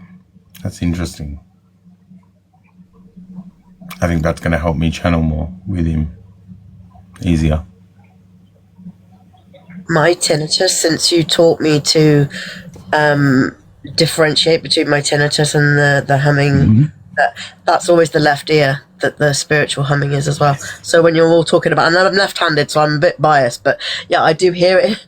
The spiritual hum, the ringing is my left ear, and that's when I know something's present. That's I've differentiated between that. So yeah, the left seems. And this is taking control of, but all right, I'm going to tell you can have too much control though. So what I just learned is that I expect spirit to come up to my right shoulder. So he came up to my right shoulder. I wasn't allowing him to come to my left. And I've just allowed him to come to my left, and I just connected with him like way clearer. Wow. I loved So how that you was did rough. that. You asked for the accent too. That I do that sometimes. That's one of the most important things for me. Don't talk to me in my own voice. Like, Yeah. Mm-hmm. Or just yeah, it's like a conversation. yeah. Yeah. Like With you anybody. need to know, sorry, like you need to know it's not you doing it. Yeah. You need to know Yeah. it's someone else. Yeah. Absolutely. I don't want to make a problem. What do you think? You're not making a problem. No worries, Sarah. Amy's asking what a trusted reader means. Like, what does that? Because earlier on, you Okay. said not to Yep. making sure you got a trusted reader rather than Yep. letting somebody just tell you Yep. things. Absolutely. So what I mean by having a trusted reader, and I have multiple trusted readers, but what I mean by that simply is vetting your reader for yourself. Watch them, especially if they're on here. If it's an in-person reading, it's a bit harder, but you could ask your reader for references. You know, like they'll have references. Most people have reviews. Like if they're doing what they're doing, they've probably got reviews. It's like most of the time if someone comes in here, there will be multiple people in the chat that are like, he did a reading for this, and da-da-da-da-da-da. So people do reviews for me here on the spot. But I actually don't like it when someone brand new comes and gets a reading from me immediately. I like it in the fact that I don't know anything about them, so the reading's cooler. But outside of that, vet me. Know that you can trust my reading before you let me tell you that you're anything fantastical. And that's why, so I tend to do a past, present, future. Like happened, happening, gonna happen. Because the happened and the happening let you know that, and let me know that I'm in your energy. And then you can trust the upcoming or the whatnots or the fantasticals. So I kind of give you a chance to vet me in each reading, but not everyone reads the same. There's millions of different ways to do divination, you know. Yeah. But vet them. So yes, be drawn to them. Absolutely. Like that's a great way. Trust your instincts, trust your intuition, but then do the mundane vetting as well. Sit in their room, watch them, watch how people react to them.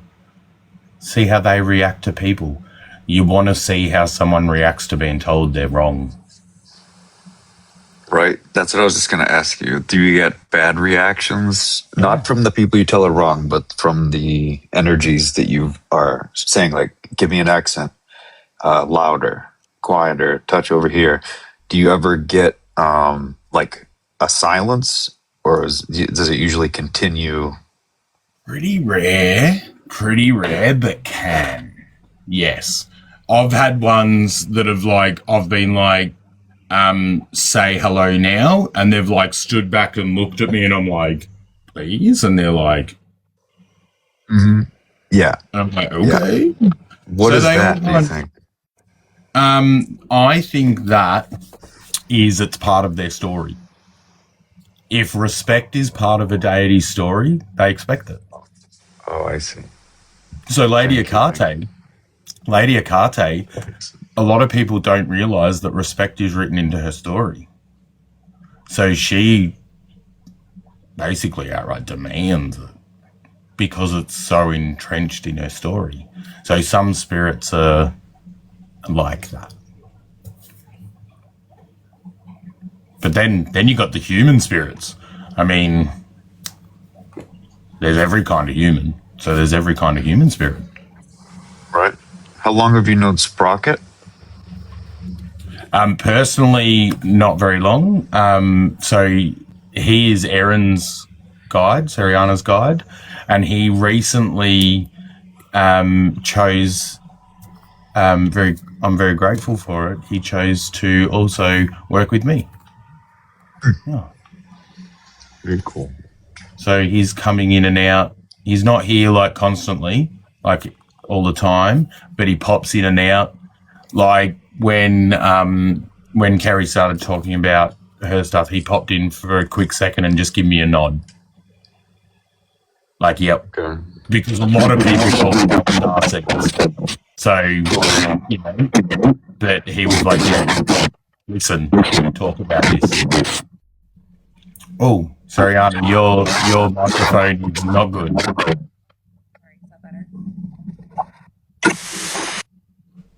For a second there, I thought that was Sprocket. It may have been. Is that better? Yeah. Okay. I had a magnet charger on my phone that probably messed it up. He asks permission to talk to you. Like, whenever we're together, Really? he'll like, yeah, he looks at me. He's like, yeah. I'm like, okay, fine. Like, he knows. It's more like a nod out of like, I know. How long I have thought you it was known? really weird. He'll hold up like, oh, wait, what do you do?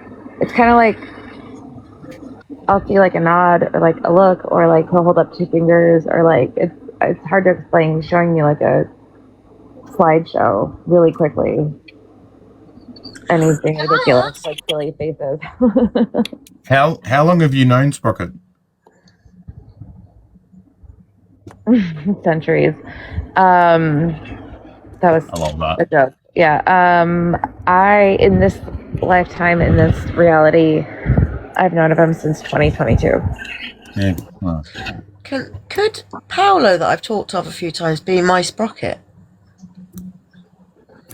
Because that would make so much more sense because of the way that Paolo identifies himself. And that's the So feeling I got. do you mean your guide or do you mean your Pleiadian? My Pleiadian. So they tend to present themselves pretty specifically. Yeah, he's very like I've said to you before. Like, I know his name. I can see what he looks like. I know What's all he about look like? him. He's a very short Italian man, slender. See, that's probably more human guide. Okay. There's nothing to say you can't meet a Pleiadian guide, though. I think all of this is available to everybody. Like, if I'd you love to want, meet mine. yeah. So, like, I mean, one isn't jumping. Sprocket just said though that sometimes to make contact, they appear how the human will be able to receive it. Because he's appeared to be a couple different ways, but for me, he was mostly like a blue human. It was more of an energy, and then I've seen a couple different versions of him from different lifetimes at this point. But in the beginning, I needed a big blue alien, basically. I couldn't see his face. I couldn't see his eyes. It was more just like his shoulders and his bald head. And You know who the beings that look a bit like Sprocket, but not blue, very, very bright white?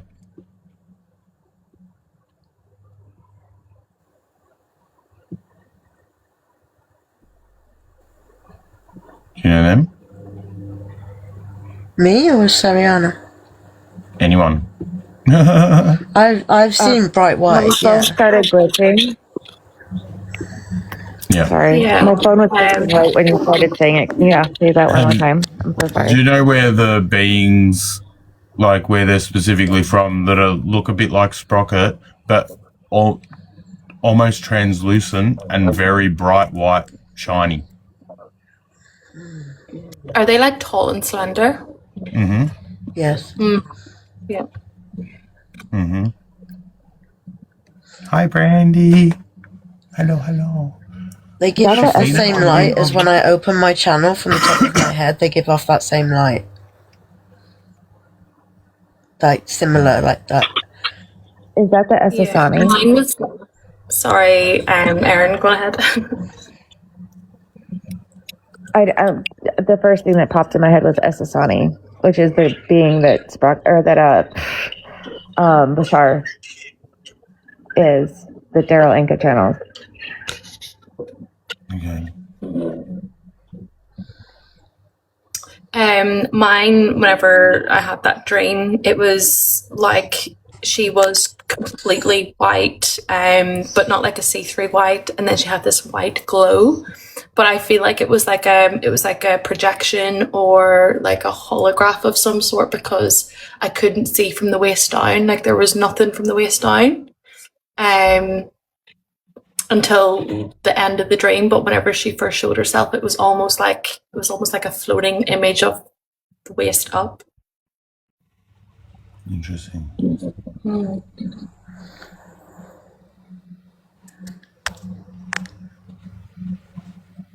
What are you seeing, Red? Just having a little conversation. Mm.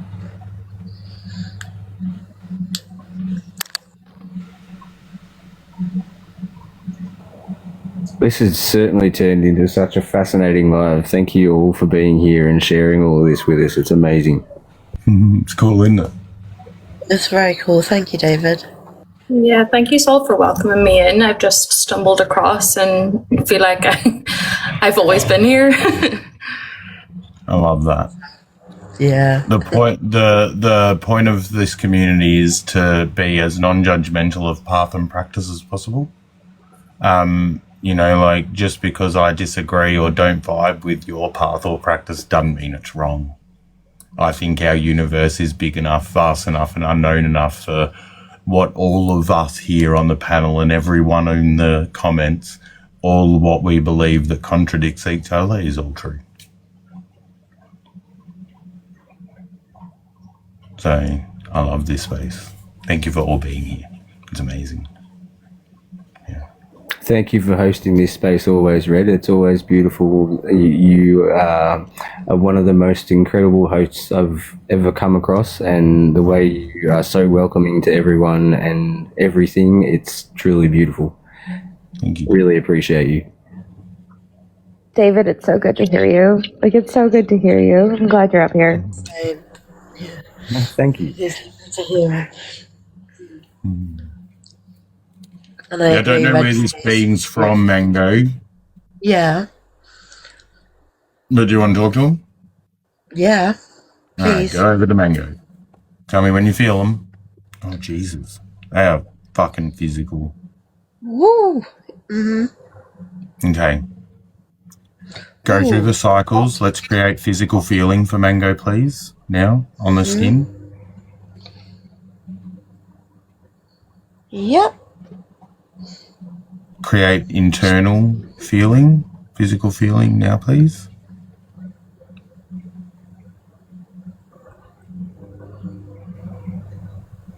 Did you get more an energy feeling internal? Yeah. Noticeable? Yeah. Okay, lock them in, please. Now say hello somehow, please, now. Okay, yeah. Loud enough, clear enough? Bit louder, please. Can you do it a bit louder? A little bit more bold. Again now, please. Oh my goodness. Hello. Yeah. Okay. High energy. Now, can you say just a basic sentence? Tell Mango something.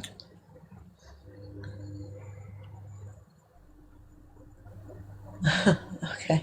Yeah. Cool. There you go. I love this. I love being able to connect with spirit. Very high energy. Very high energy. Yeah. Wow. Wow. And the voice is so hello. I love that. So animated. Oh my gosh. That's such a bit of me. I love that. Oh my gosh. Different voice. I'm glad it came through. They came through as a different voice.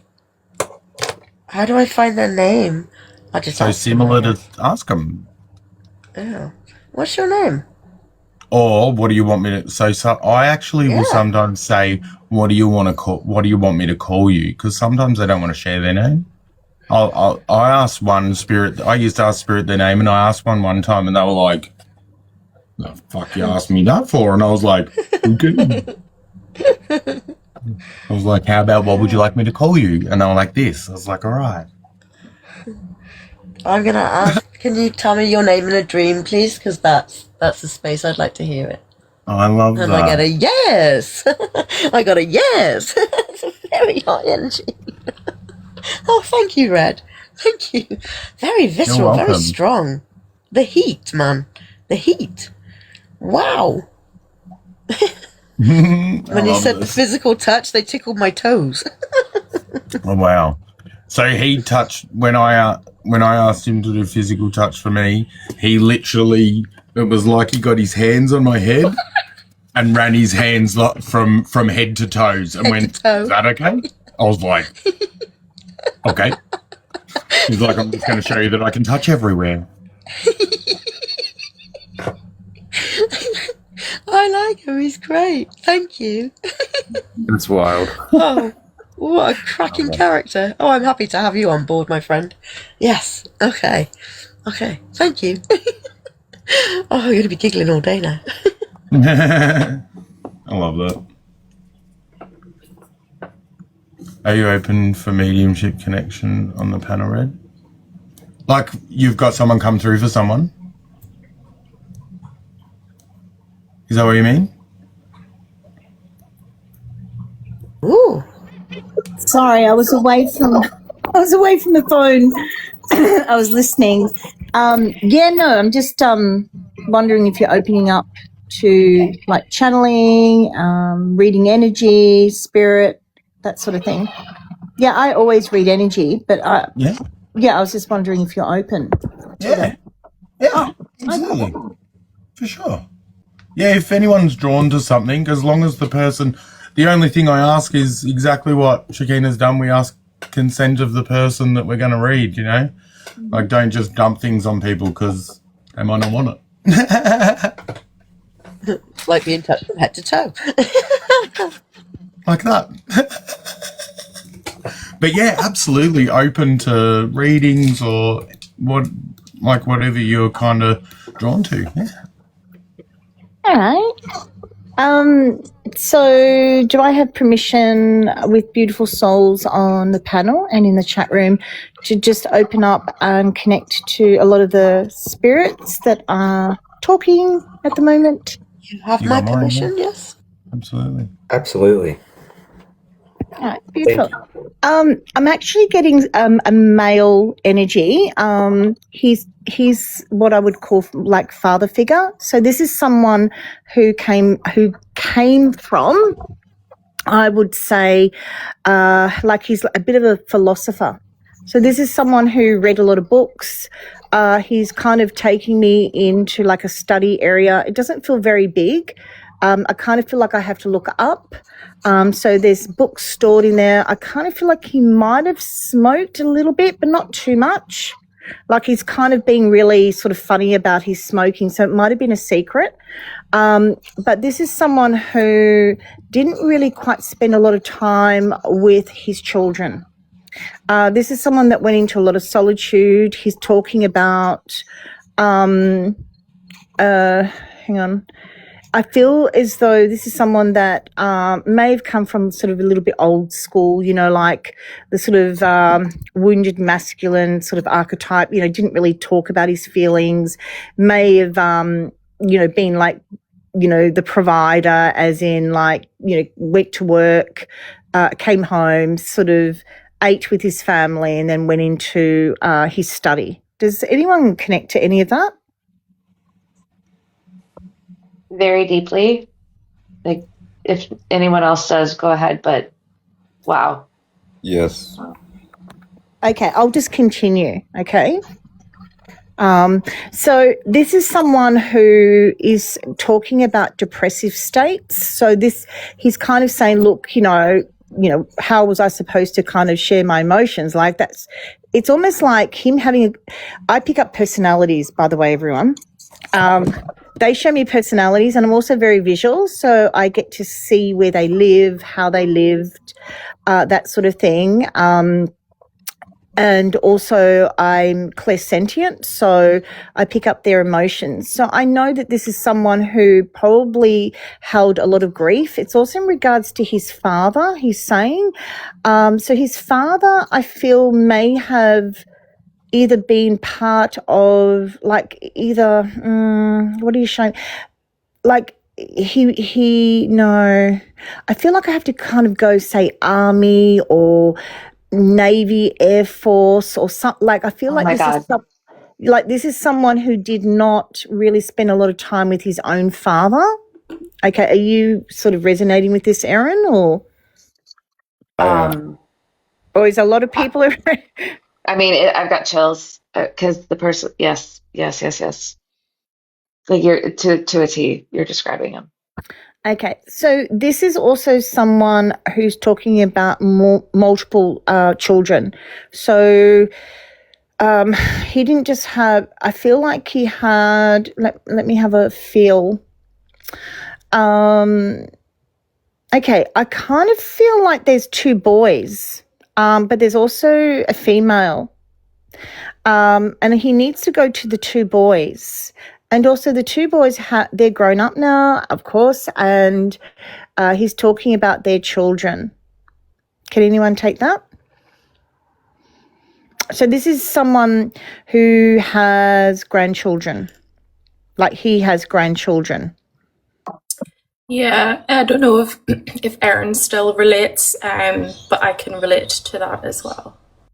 Yep, here as well. Okay, he's talking about his son. He keeps going, he's here. And I get really emotional in my solar plexus, and it went up my chest. This is someone who has gone through a lot of emotional challenges. It's in regards to work. It's in regards to, I feel like I've even gone through, where am I? Like, he's kind of saying he's been on a journey. Let me have a feel. Sorry, I'm just trying to decipher. And also, he hasn't got much patience. He's a little bit like, hurry up. So hang on a second. He's showing me that this is someone who may have had to fight for something like justice, or it may have had to do with their work. It may have had to do with how can I explain it? Like, they had to kind of fight for their reputation. Can anyone take that? Is this one of the sons, or is it the older gent? No, it's the son. And is he in spirit or alive? Sorry. I feel he's alive. Oh, he's alive. Okay. Yeah.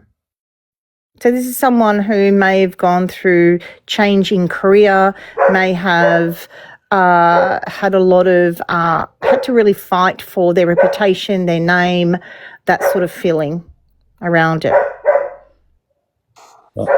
Someone who also reads, who may even write, who may be structuring something, because he's going, look at his work. And I'm like, okay. But I feel like this is written, like I'm like this person's written stuff.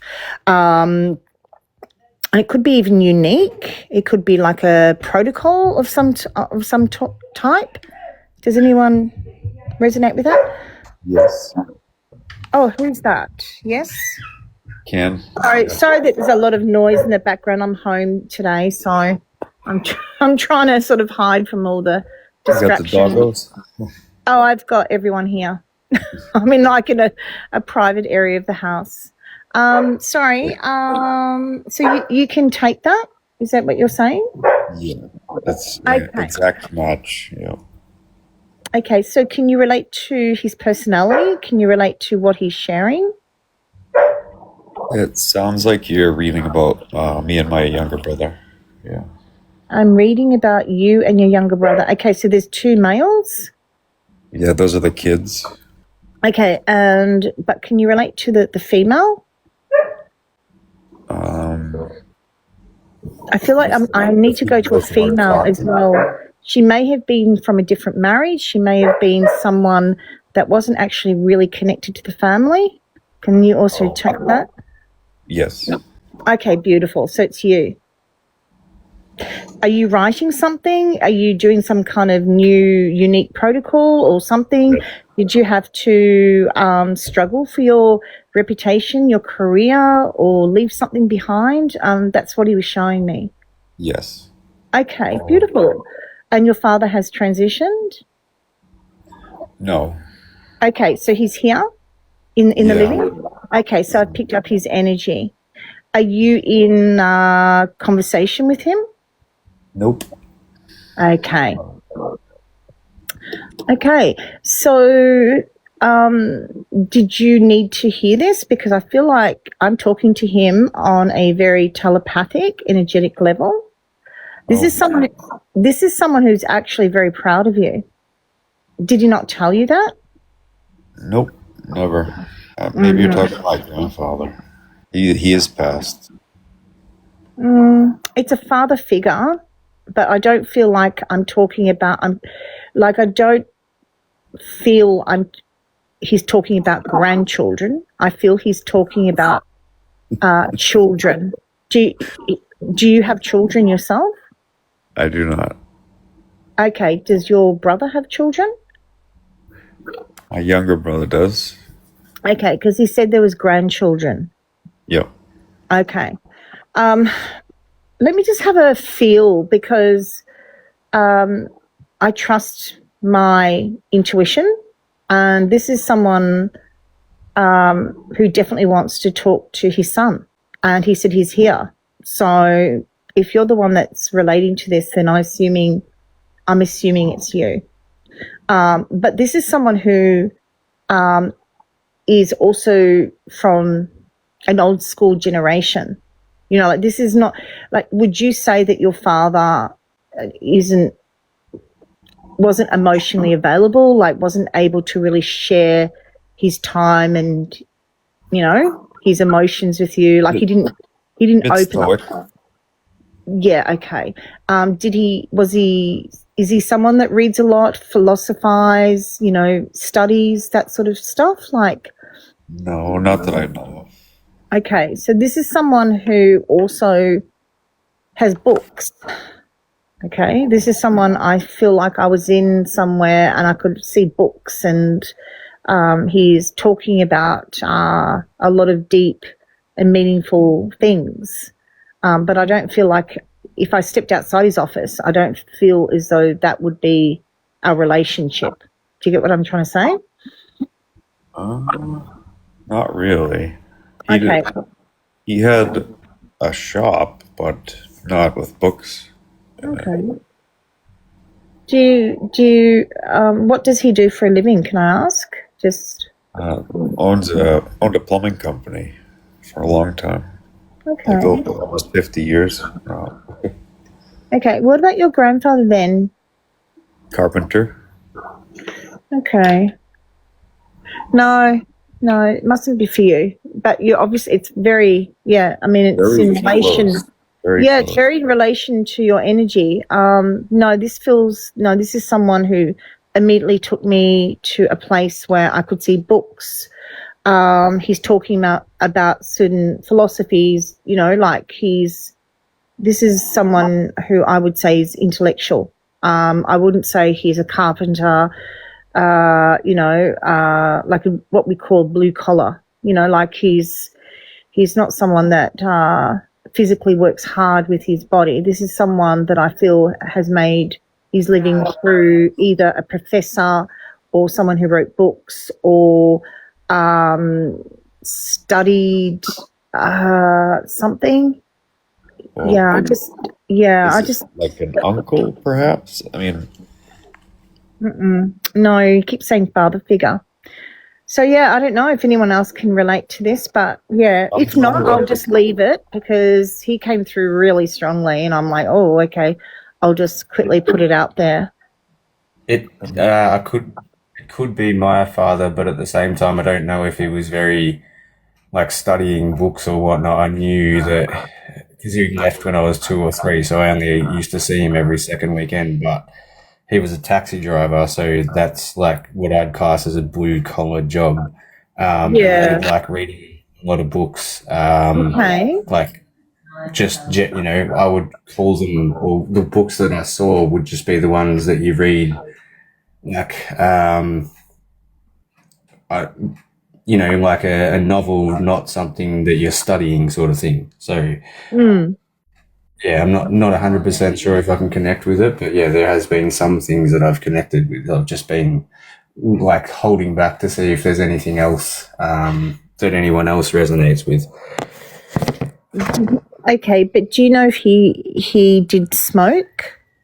Yes, he did at one point, and then he stopped smoking for about 18 years before he passed. And when he smoked, was he kind of a little bit ashamed of it? Like he didn't really like to smoke in front of people? Because this man was again, not sure. Not sure because I wasn't around him all the time. So, oh, of course, yes. Is he still with us, or has he transitioned? No, he's been passed since 2020. Hang on a second. Where's the thingy? 2021. And did he have two sons? Did he have two boys? No, he had two daughters and then myself. So there's three of us all together. Oh, okay. No, this man was showing me two boys and there's a girl, but she may not be actually connected to the family. So it could have been from a previous marriage or what we call a love child. So that's why I was, yeah. Could it be, I'm like crying because Okay. it sounds like my grandfather. Okay.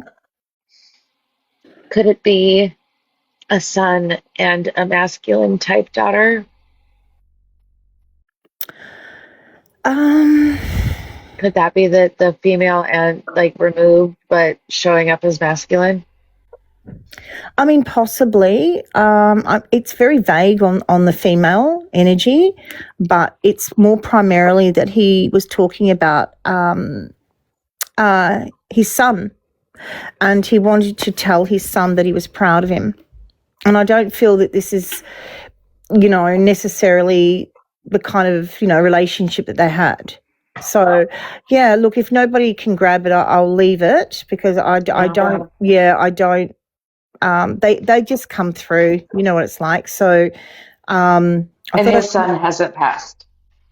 That's the one thing I wanted to ask. Could his son have possibly passed? Or is the son living?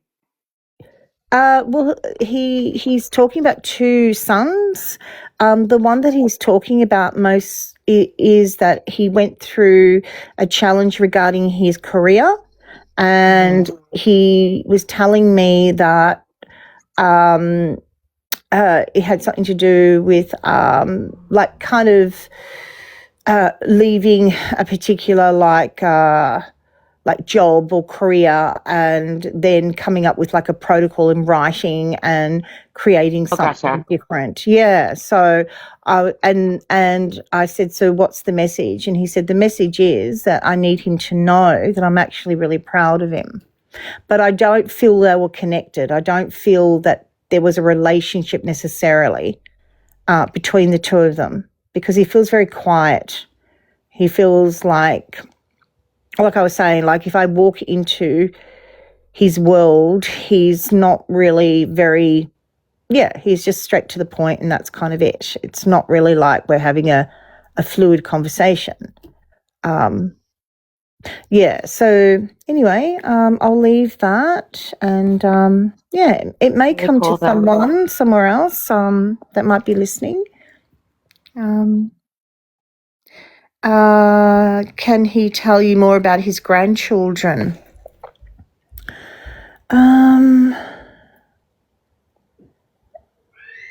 Well, let me have a look. What are you saying? Okay, the grandchildren, I feel as though the grandchildren are with one particular child. So I don't know if that relates to what you might be asking, Kerry. But yeah. Sorry, the only grandchildren he has is only from one of his sons or daughters, and not multiple grandchildren from multiple siblings? No, there's one child that has grandchildren. Yeah.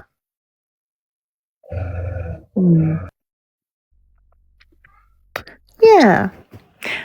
The way that it kind of does it, it's like I'm in a room and they come knocking on the door and they'll talk, but I don't actually let them in until someone can actually resonate with it.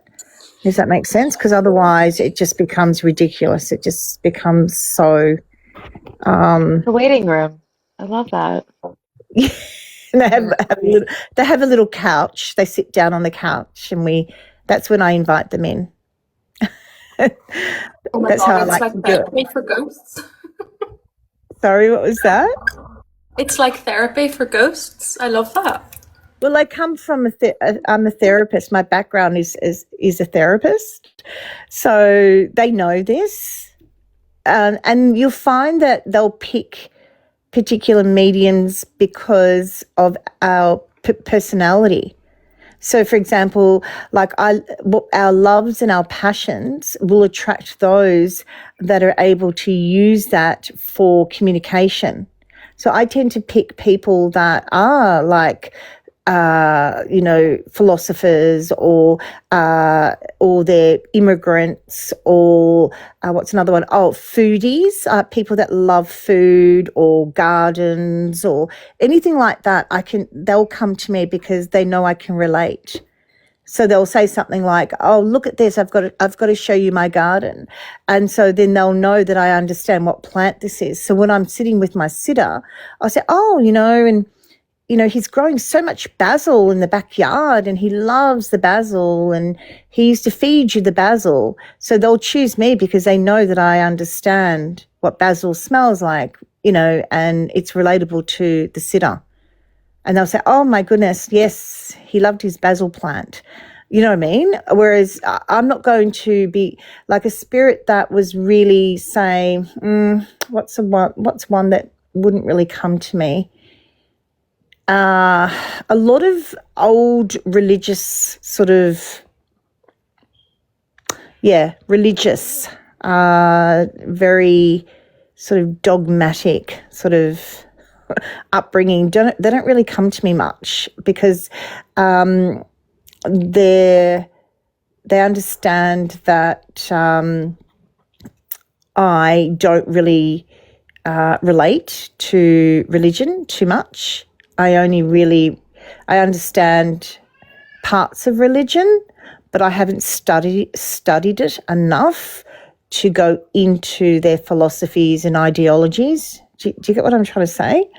If that makes sense, like they'll pick someone that's really into their religion, and so that person will go, "Oh, yes, I've got a Jewish background, and this man feels Jewish, and he's talking about this," and whereas he probably wouldn't come to me because I wouldn't understand.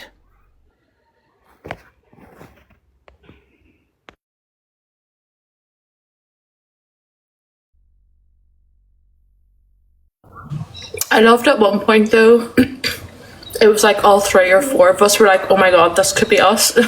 Like up until a certain point, we all related to it in some way, shape or form, like that. Like little postcards.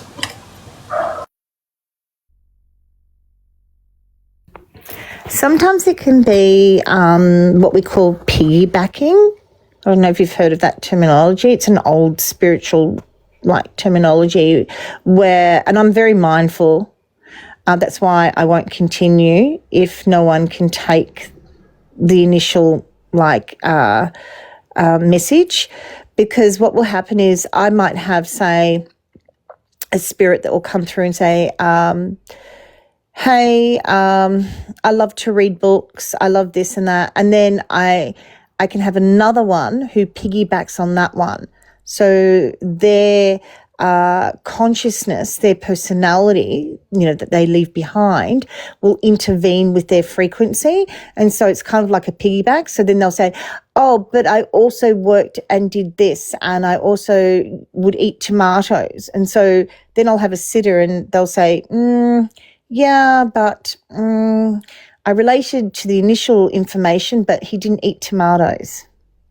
So then it's like, oh, hang on, I could be having these like piggyback or cross sort of information going on. So I don't, I'll clear it and just stay away until it becomes more clear. Because otherwise what you're doing is you're actually reading the whole room. You're reading so many different spirits at the same time. So that could be what was happening, and it can happen.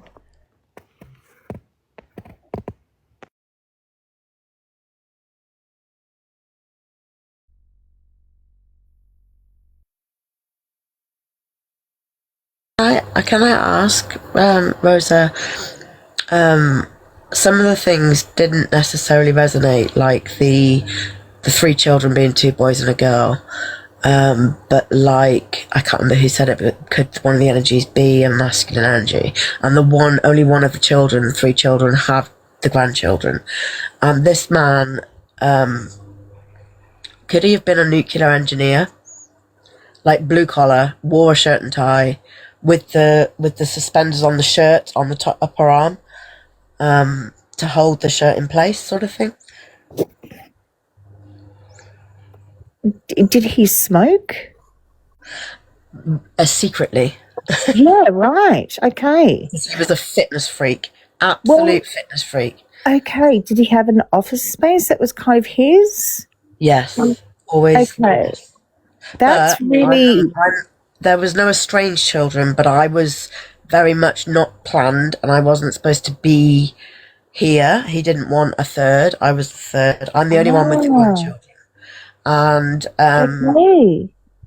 yeah, he was a nuclear engineer, and he was very blue collar. He used to go into the nuclear power plant and sort out all the upper, managing directors stuff, sort it all out, and then we'd move to the next area. So we moved a lot as I grew up, and he passed away when I was 17. But I don't know if my brother has started writing something. My brother could have and wouldn't tell me, because he doesn't share stuff like that, but I might ask him today, and if he has, I'll let him know that Dad's proud of him. Yeah, it was very important that I thought the message was through his son. Yeah. He was very aloof. Our dad was very much not someone to share feelings, like, unless it was right. Okay. a frustration. He would share frustration type feelings, but very aloof. So I will find out from my brother today, because he will tell me if I ask him. Yeah.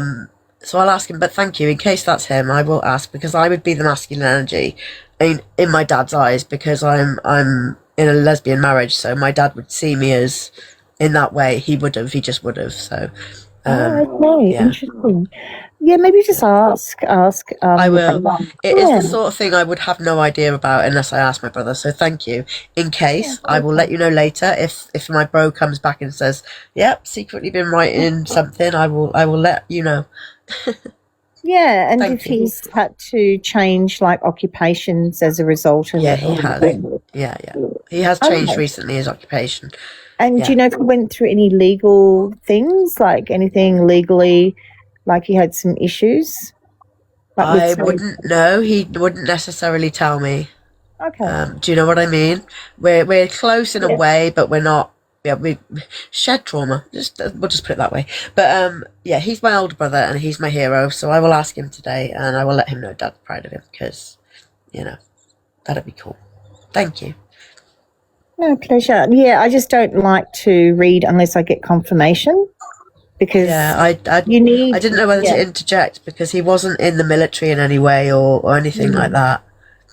No, he wasn't saying he was. I feel he was talking about his father Granddad was. Yeah. Oh, he was a pharmacist by trade, so he did a lot of the construction of boom booms. Oh, that's interesting. Okay. Yeah. Yeah, maybe just ask. I will, and I'll let you know if I get confirmation. Thank you. Pleasure. That was awesome. I just want to say that hit resonated very much with me on very many levels. So thank you. Yeah, thank you very much. That was really cool. And it's nice for any of us to hear that someone's proud of us. So I just want you all to know that everyone in this space right now that we've been talking to tonight in the chat and in here, I am proud of you all, including you, Red. You can look. I love you, and I'm very proud to be part of this space. I'm very proud of all of you. Thank you, Mandy. Welcome.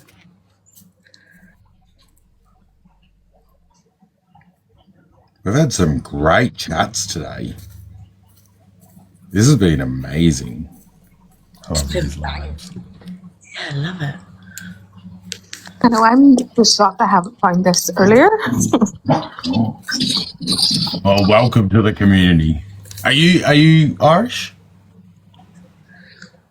Yeah, I'm Irish. I'm from the north of Ireland, quite close to the border. And I lived in England for like 5 or 6 years. And then I moved to Australia, and I've been here nearly 4 years now. Oh, you're in Australia. Cool. Yeah, so I've kind of been around. Yep. Whereabouts in Australia? I'm in Queensland, so literally cool. in the bush. Nice. Yeah, it is quite nice. We're in the middle of nowhere, in a little mining town. But yeah, it's nice. Nice Yeah, I'm in the community. middle of nowhere in rural Victoria. Middle of nowhere. It's great. I haven't been. I've only really been to Melbourne, but I'd love to see more of that. You know, I know Chicken 3. I don't know how to say your name. Sorry. I know you said you're from Melbourne as well. Millie, come. No, I'm from Massachusetts, but my grandfather's name is Harry as well. Those synchronicities on this live tonight are mad. Right? Yeah. From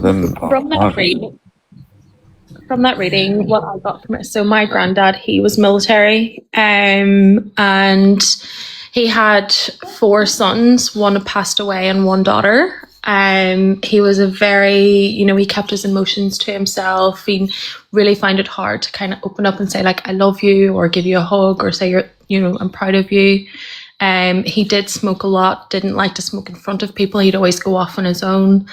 And then with like the writing, I'm kind of like writing a book, and there's just synchronicities everywhere. And I was like, oh my God, this is mad how we can all just relate to it. Millie. Yeah, 100%. Protocol that hit big for me. I've been developing one for 10 years. Yeah, this is why I think it was piggybacking. That's why I had to stop, because sometimes you'll have a particular energy, like spirit, and then they're like, oh, she's connecting with me. And then they all come in. And they're like, quick. So then I can be reading about, like military, or I could be reading about the secret smoking, or I could be reading about the protocol. But I'm getting all this information from a collective space of maybe 2, 3, 4, even more people, like spirit souls. Do you know what I mean? So unless it's kind of one particular energy, like one specific energy, I don't let them in. That's why I went, I better stop. My grandfather, he smoked cigars his whole life, hid it from my nana. But he quit cold turkey one day when he was like 82, I think. And he just stopped smoking after smoking his whole life. And we're like, you notice anything different? Anything changed? He's like, yeah, I can smell more now. Like he forgot what apples smell like, and he could smell again. Wow, in his 80s. That's incredible, isn't it? Yep. That's amazing. So you're actually writing a protocol? Yeah, I've been writing one for a long time. After I got hit by a truck in my senior year of college, I went to a lot of doctors for, help with nerve damage pain. And they gave me a lot of prescriptions that made me feel like crap. They told me that I would have pain the rest of my life. So I started to research pharmacology, mechanism of action, to find a way to, they basically said I have nerve damage and I'll have pain the rest of my life, and to take painkillers. But I hated it because I always worked out my whole life. And I developed a protocol that got me off of the painkillers, and I don't know if I can say heal, but it remedied most of the nerve pain. It's quite regimented, and now a lot of veterans use it, and it's sort of becoming popular with like the dermatology space. People are calling it the Wolverine stack now with peptides. So maybe that's where like the military came in. Also, my younger brother was in the military. My grandfather, both my grandfathers are in the military. So there's a lot of overlap. Again, feeling very proud of the people I meet in this live. Fair play, mate. I'm proud of you for what you've achieved. Fair play. Absolutely, I couldn't agree more. That's phenomenal. Thank you, guys. I appreciate that. That's amazing. Well, there was definitely someone there that was very much talking about a protocol.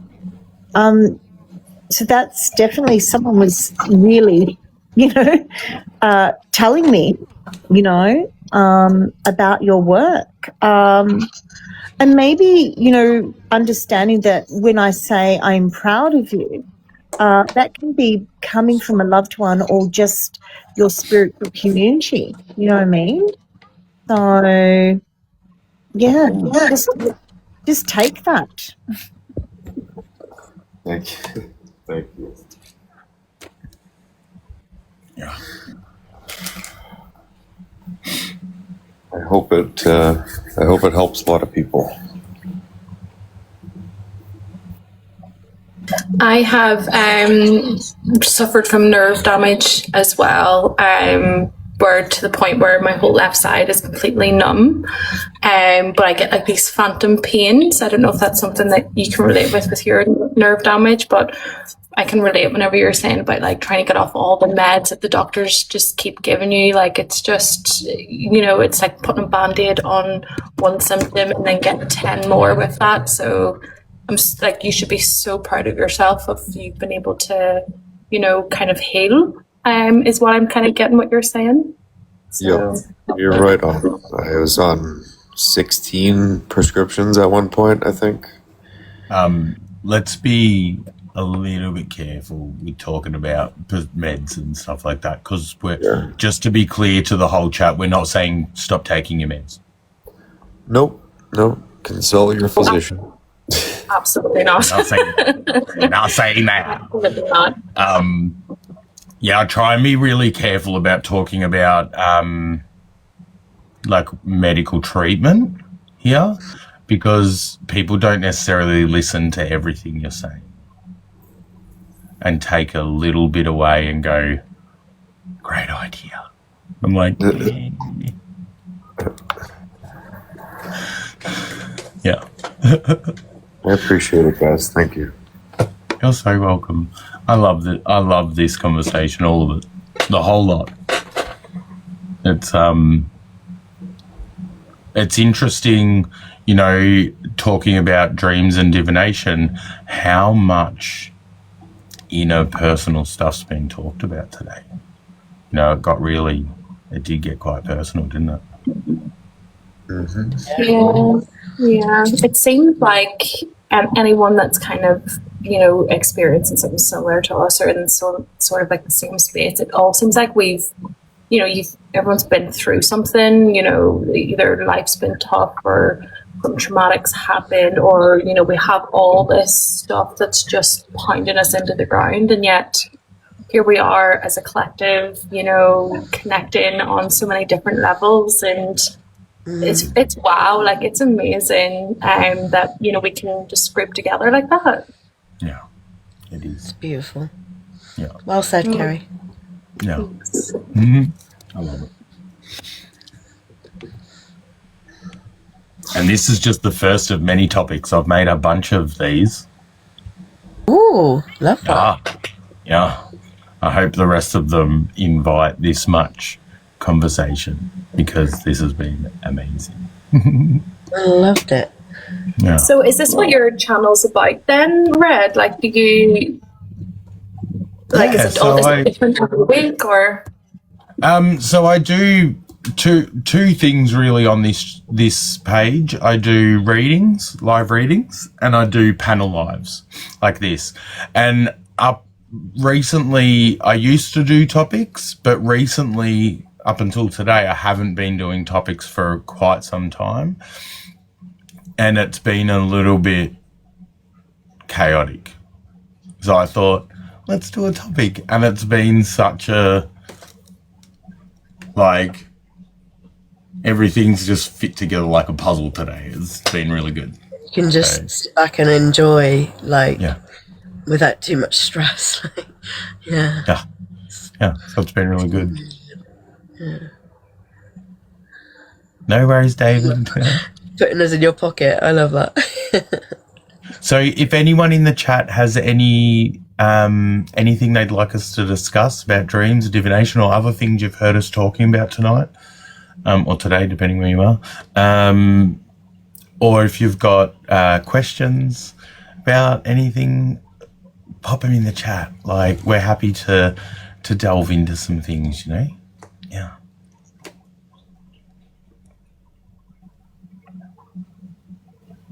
You guys do grounding? Mm-hmm. What's like the techniques that everybody likes? So personally, myself, my ways, I imagine, I've got a bunch of ways to do it. My most, I think, easiest way to teach people and people grab a concept of doing it is I grow roots out of my body down into the ground, really deep, and I can take them through a series of different things. I'll either find a big crystal or rock to anchor into, or I'll seek out Gaia's energy, or I'll go to the core and wrap around that, or I'll shoot out multiple roots and anchor in that way, and then I'll absorb up, I'll squeegee out and dump out any energy I don't want and offer that up to the earth, and then I absorb up grounding energy, fill my body with it, then I kind of mix mine and their energy together, centering me. Yeah. That's my sort of easiest, most followable way. I mean, I just stand on the grass and I've just started. I never knew that it could be like what you've just described. Yeah. I even ground up. So I'll ground with the sun. So it might sound weird, but like, or ground with the cosmos, the universe. What does that feel like? It's a little bit different because you feel a little bit floaty.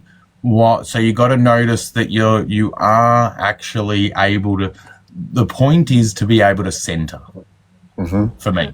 Yep. So I had to learn, because someone suggested grounding up. And I was like, that's weird. All right, cool. Let's try it. And every time I did it, I felt like I was floating in the air. And I was like, well, I'm not grounding. And they said, but can you center with that energy? And then I tried and I was like, ha.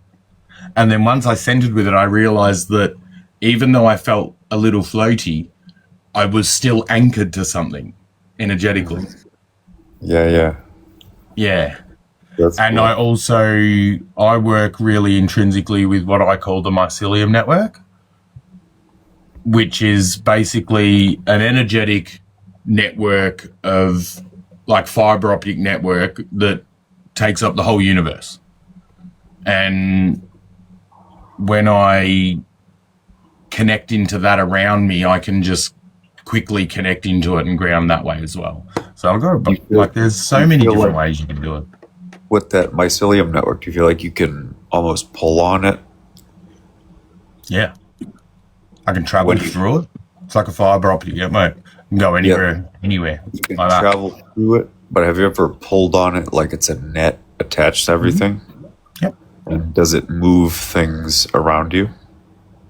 I've only ever used it to anchor.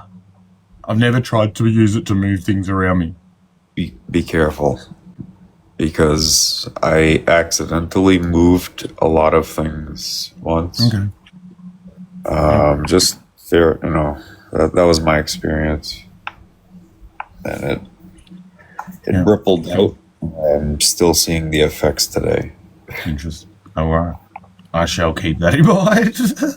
Yeah. Wow. So when you say a lot of things moved, like physically moved or metaphorically moved? Physically. Wow. Physically, and then people were responding with I have this sensation, I have this feeling, and it was the same thing that I felt after I moved the physical part. And just recently, the two physical parts are now coming back together. And I'm kind of worried that I created a lot of havoc, or like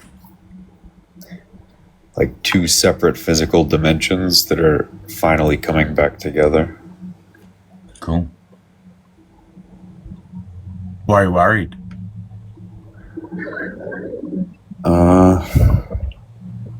I guess because it caused confusion. It seemed to make a lot of people confused, and that was not my intention. Is confusion always a bad thing? No. I guess not. I don't think so. I don't think anything's always a bad thing. And I think that, I don't know if I believe in fate or destiny necessarily, but I believe what we do was meant to be done. Does that make sense? Yeah, but aren't we supposed to have guides, or Not everyone. I think everyone has them if you want them. I don't think everyone has to interact with them. No. Do you want guides? It's moving something drastic, like I mean, look, I've done things, I'm going to be real, I've done things in my practice that have caused huge physical ramifications for people outside of what I was trying to do.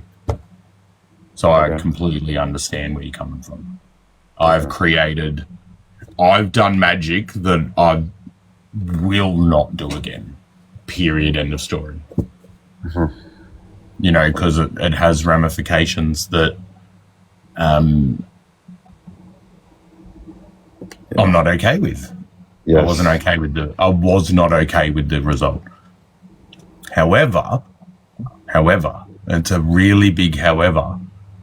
I've found that those ramifications have had great impact on people in quite profound ways, and created growing and strength and all different things. So I'm like, should I regret that? No, but do you wish that there was sort of a common goal before that happened? I wish I had known that was going to happen. Chaos. I wish I had known that was going to happen, because I probably, maybe would have done some things differently. I would have created some cushioning, But you don't know what you don't know. So you had to go through that to learn what you don't like, because you wouldn't have known otherwise. So 100%. Everything happens for a reason. I'm a firm believer in that. The greatest wisdom comes from our mistakes. Oh, I like that one. Absolutely. And science as well. That's every scientist, trial and error. Absolutely.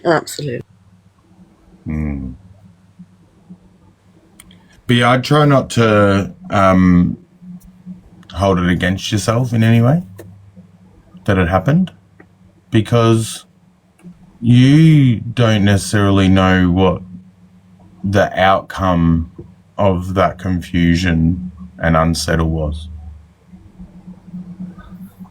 Maybe all those people that were confused and unsettled by that will never be able to be confused and unsettled by something like that again. Maybe they grew in ways that you just don't have access to knowing.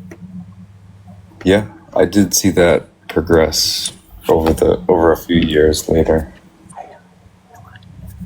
Yeah. I also believe in intent, and you said something, Can, that you said it wasn't your intent. You didn't intend for that to happen, and I think that plays a big part as well. Like if you did have bad intentions, and then everyone started to get confused, or whatever, then that would be like kind of like a bad omen as such, maybe, but because your intentions were good and you had good intentions there, then I think the ramifications of that, the positives outweigh the negatives. Thank you. Yeah. Very intrigued to know what you've done, though. Some things we do in the practice move us in such ways that we don't speak on them. Yeah, I get that. Yeah, I get that very much. I felt that as soon as he said that something happened, I was like, yeah, like he's not gonna. We're never going to find out what that is. And the same as you, like it's something you just hold close to your heart, and I do. Yeah.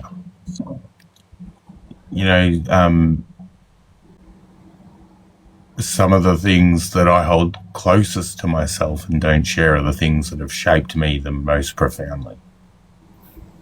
That's why I keep them to myself more than any other reason, is that they've been huge for me. Yeah. How long have you known, Brad, that you have these gifts? Like how long has that journey been happening for you? Yeah, so I was raised agnostic. Was agnostic until, so I was just raised, they didn't purposely raise me agnostic. They were both raised, one was raised Catholic, one was raised Church of England, and they were like, that's bullshit, so they didn't want to do it.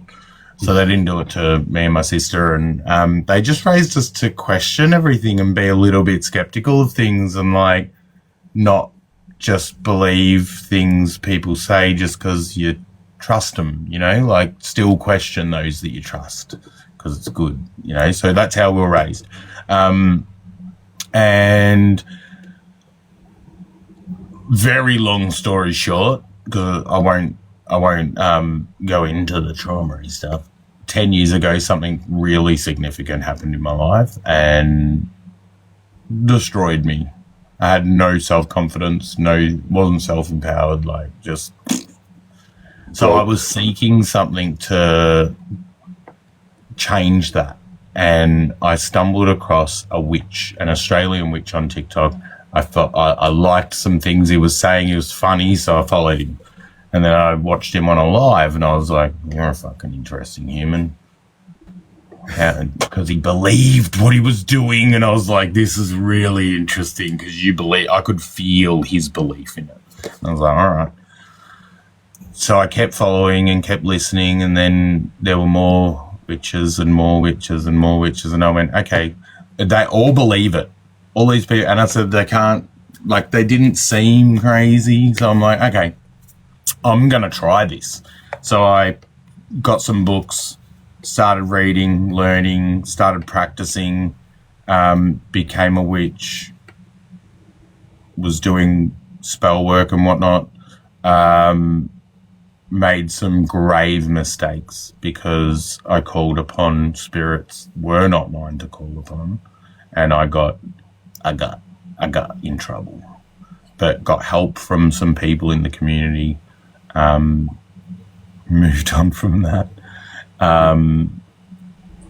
But yeah, I sought all this out. After about a year, I decided I wanted to delve into the spirit side of things and psychic mediumship and energy work and things like that. So I got more books and gained communication with spirit and started energy work. And most of this I've taught myself, with a couple of people along the way that have given me really good bits of information.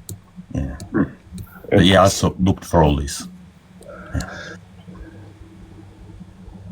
Did you, you said you called upon spirits that were not yours, like not part of your lineage, or? Yeah. So, again, long story short, one of the reasons I decided to go into witchcraft was because I wanted to curse my abuser. So that was a route that I went down. It was a fucking really interesting route. I learned a lot. But what I did is I inadvertently called on hoodoo spirits that were not mine to call upon, and they basically haunted me for 3 months. Voodoo? Yeah. Yeah. Like with images and stuff.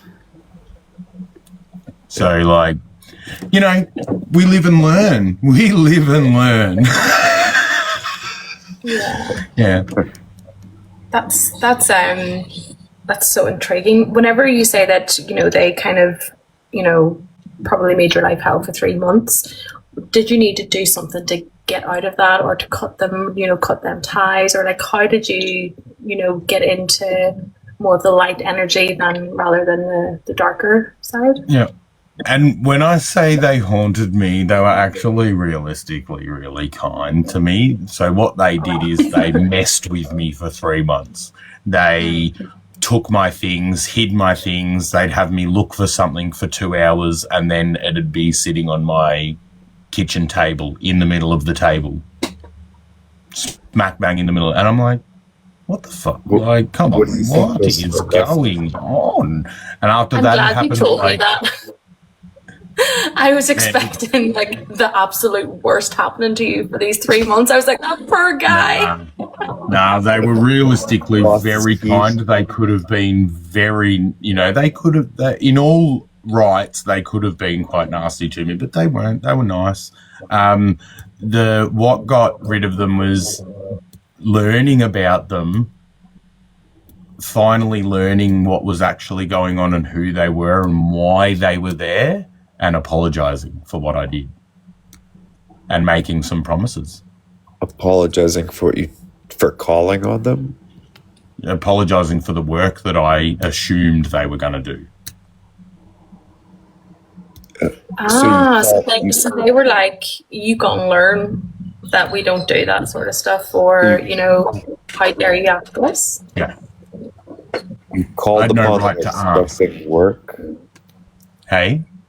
You called upon them expecting a certain type of work? Yeah. And hey, curse working. Yeah. Interesting. Okay. Yeah.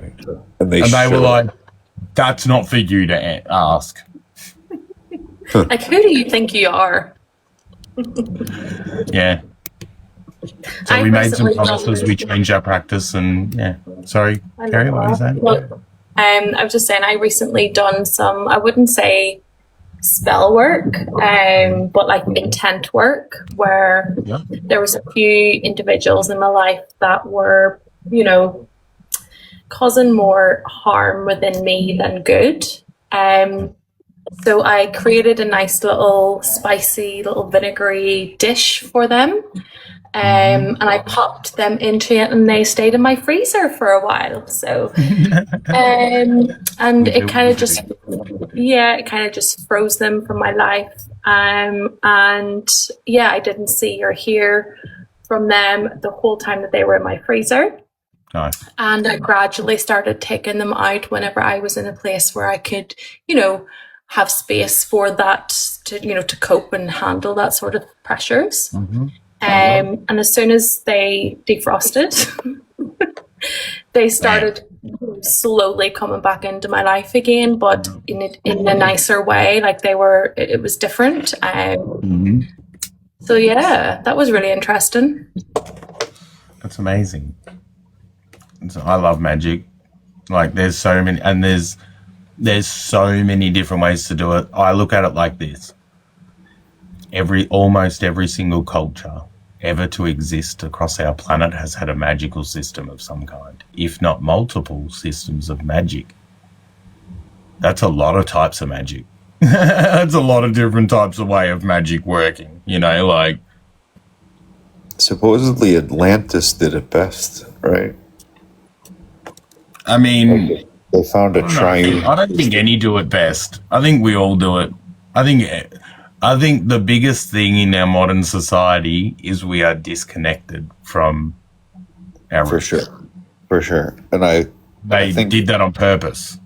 Yes. And I think Atlantis, they had a triune or triangle type, like 3 different cities with certain rules of how the magic worked between them. And it was the most fluid for the longest period of time on Earth.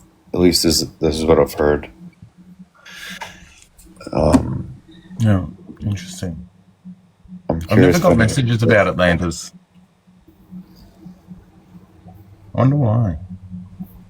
You haven't heard anything about it?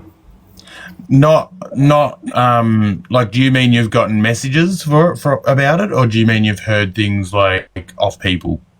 Just from people. Ah, okay, cool. Yeah, little bits and pieces. Nothing I've ever really thought was like made me think, yeah, that's it. Yeah. But I wonder if it was a different planet.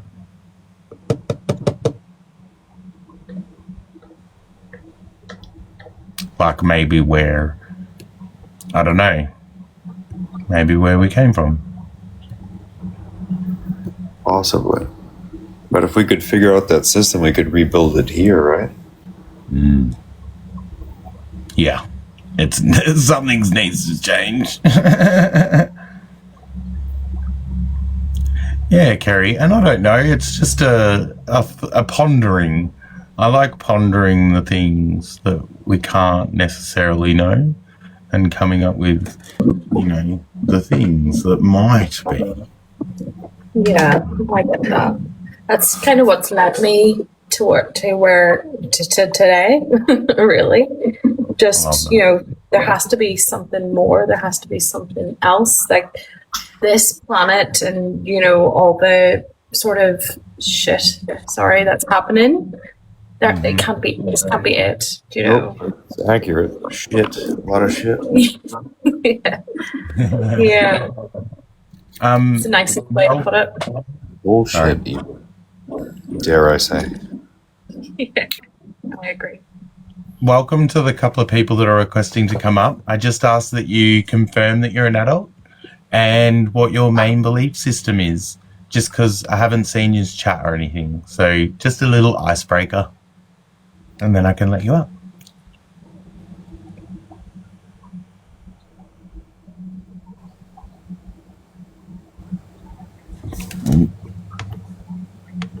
I keep forgetting that I'm also working.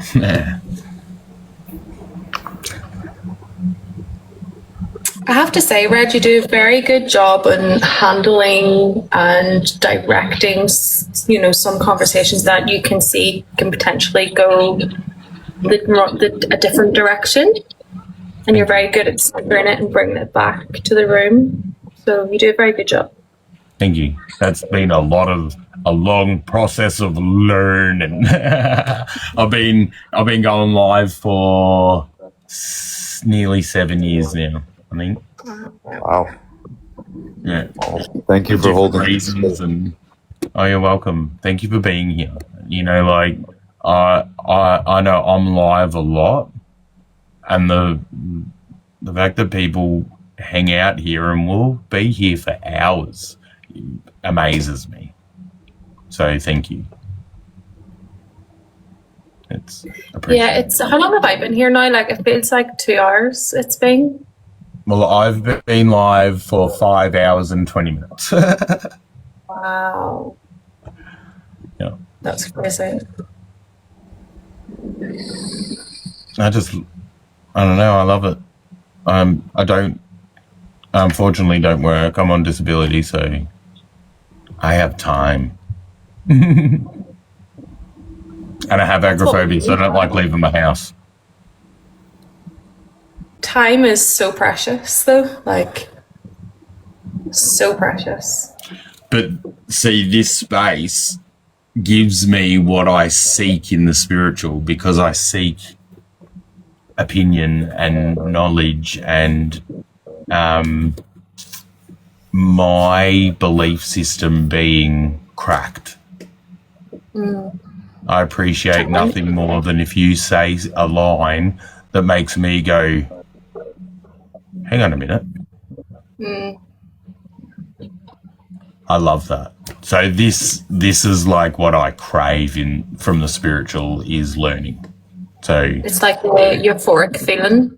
Yeah, I love it. Yeah, that's what I got whenever I just landed on the page, and I can't remember who it was that was talking, but I was like, I feel like you're talking directly to me. And there was things that you were talking about, and I was like, my mind is like blowing. And it's that sort of feeling. I was like, I have to talk to these people. I have to get their point of view and their take on things. Yeah. And I'm so glad that I took the time to stop it. And like, this has just been a roller coaster. Like even all the connections with Erin earlier, like, wow. Yeah. Just, I think I needed it, you know? Yeah.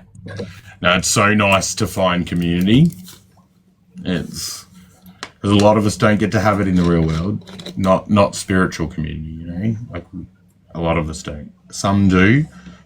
I'm very fortunate. I've got a handful of people that I can drive to.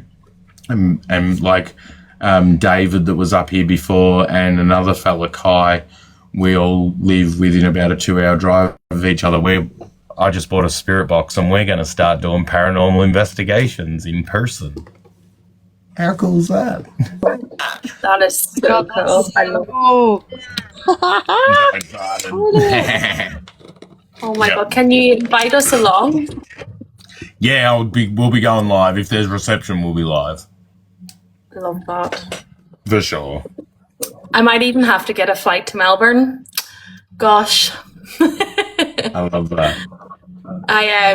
Whenever I lived back home in Ireland, we went to a few homes and felt a few different things beginning with P and then iced.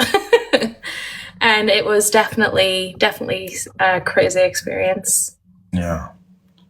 Well, I've done a lot in astral, so I've spent the past 6-ish years going after what goes bump in the night for people. So I do spirit removal, entity removal, attachment removal, like banishments and all sorts of things. I've done what a lot would consider types of exorcisms and all of that stuff. So I've seen a shit ton in the spiritual, but I've never done it physically. Tell me about the punishments. The which, sorry? The punishments, you said? Punishments? Is that what you said? No? Attachments? Maybe? Like, yeah, because I'm reading about the tail of the goat from Capricorn. Mm-hmm. So do you mean like think how I've been punished for doing it? Or do you think that's the word that I meant? I feel like this side of this astrology right now is Arabic. Thank you for being Race means the tail of the goat when it's supposed to be the head of the horn. I don't know if that makes any sense. Enjoyed Arthur's seat in the cemetery. Okay. Interesting. So, I'm trying to, like, I've had a lot of things happen as, because I do go after what goes bump in the night. Like, I've ended up with attachments. Like, the most recent thing that happened, this thing, I grabbed it, and, like, I've got somewhere I take things that I can't by my morals end. And I know is not good for humanity for it to be out. I've got somewhere I can put them. And this thing was fast. I'm fast, but man, it was faster. And it bit me 3 times. and I was like not okay for about a week. Yeah. That's so interesting. These like attachments or certain entities, are they aware of what they're doing? Do they know the what they're causing, or are they just simply being like a butterfly is flying, then entities are just emptying? Do you know? Do they are they aware? So so there's as many different types of entity as there is types of things, like species on the planet, right? So it's hard to like box them into things. So like, yes, or all of it, yes. It can be all of it. There are some that I consider not sentient. Now I'll just deal with them because they're just energy to me. Because they're not a sentient being. I'm like, we're just gonna, deal with you because you're we would squad fly. Yeah. It's not okay on everyone's moral compass, but I don't swat them and just walk away. I actually transmute their energy into something else and give that energy back to the air, like the space that they were inhabiting. If that makes sense. Yeah, that's so interesting. But is there times where like, and excuse my analogies, but like if you tap them on the shoulder and be like, "Hey, what are you doing?" and they're like, "Oh, sorry, let me move out of your," like they didn't realize that they were doing, no, or do they know? No, they know. They know. But yeah. they are what they are, and they're doing what they're doing. They're not, like, in my eyes, they're not doing something bad. We just don't like what they're doing. Hi, Kitty. How are you? You're excited. I love that. Hi, Lady Hawk. How are you? Yeah, so I kind of see them as we just might not like what they're doing. They're not necessarily bad. That's comforting. Yeah. And the vast majority of things out in the spiritual world don't want to cause you harm. At all. Yeah, my mum's always said it's the living you need to be scared of. The spirits can't hurt you. Well, they can hurt you. Hit you. I don't know about that. But most don't want to. Yeah. I liken it like this. Like, you scared dogs? No, I'm not scared of dogs. Why not? I don't know. Actually, that's a really hard question. I've just always had a connection to dogs. I've always been very much in tune with them. Would you agree that the vast majority of them don't want to hurt you? I agree. Yeah. So they're potentially dangerous. Every dog. Yeah. Every dog has the potentiality to harm a human greatly. We're squishy and easy to hurt, but we just know that the 99.9% of them don't want to cause us any harm at all because we're not causing them harm. Spirit world's the same. That's how I see it. But there is that 0.1%, they will fuck you up. Yeah, I've always been really interested in, the spirit realm or, whatever you want to call it. But whenever I was younger, I used to be so scared of it. And it hasn't been until this past couple of years where, I'm it's not a scary place at all. And just hearing you kind of confirm that, I was like, okay. I'm really glad you found the not scary part of it. Yeah, yeah. There was a few things that happened whenever I was younger, and I think it's just it put the fear in me. Yeah. But yeah, we're starting to slowly release that, which is good. That's awesome. I'm glad. That's really good. Oh, what a great journey this is. I love it. I know. So what's your curiosity at the moment? Like what do you want to learn about, or what are you learning about? The galactic side of things. Yep. Yeah. I'm starting to get really into that. I've always been quite spiritual and things like that, but you know, this past couple of years I've been just having some sort of extra terrestrial sort of vibes and really interested in it. Like I really wanted it to be real. I was like, you know, there's nothing to be scared of. I'm like, has to be so much more in the universe and galaxies. Like, we cannot be the only living, breathing, you know, thing. Yeah. Yeah. This past, you know, mainly this past 4 weeks has been, I'm very new to it all, but yeah. Okay. I try Can to I make a suggestion? Yeah, absolutely. This entity that you've gained contact with today, good girl. Build the relationship with them, get to trust them, and whenever you hear information about galactic or anything spiritual, get confirmation from them. Once you trust them, lean into getting confirmation from them. The only thing I can say is there's a whole lot of bullshit out there. Yeah. It's hard to sift through sometimes, and it's really good to have the backup of a trusted spirit to like when you popped in and started talking about it, you know, how I said Sprocket popped in quickly and give me a nod.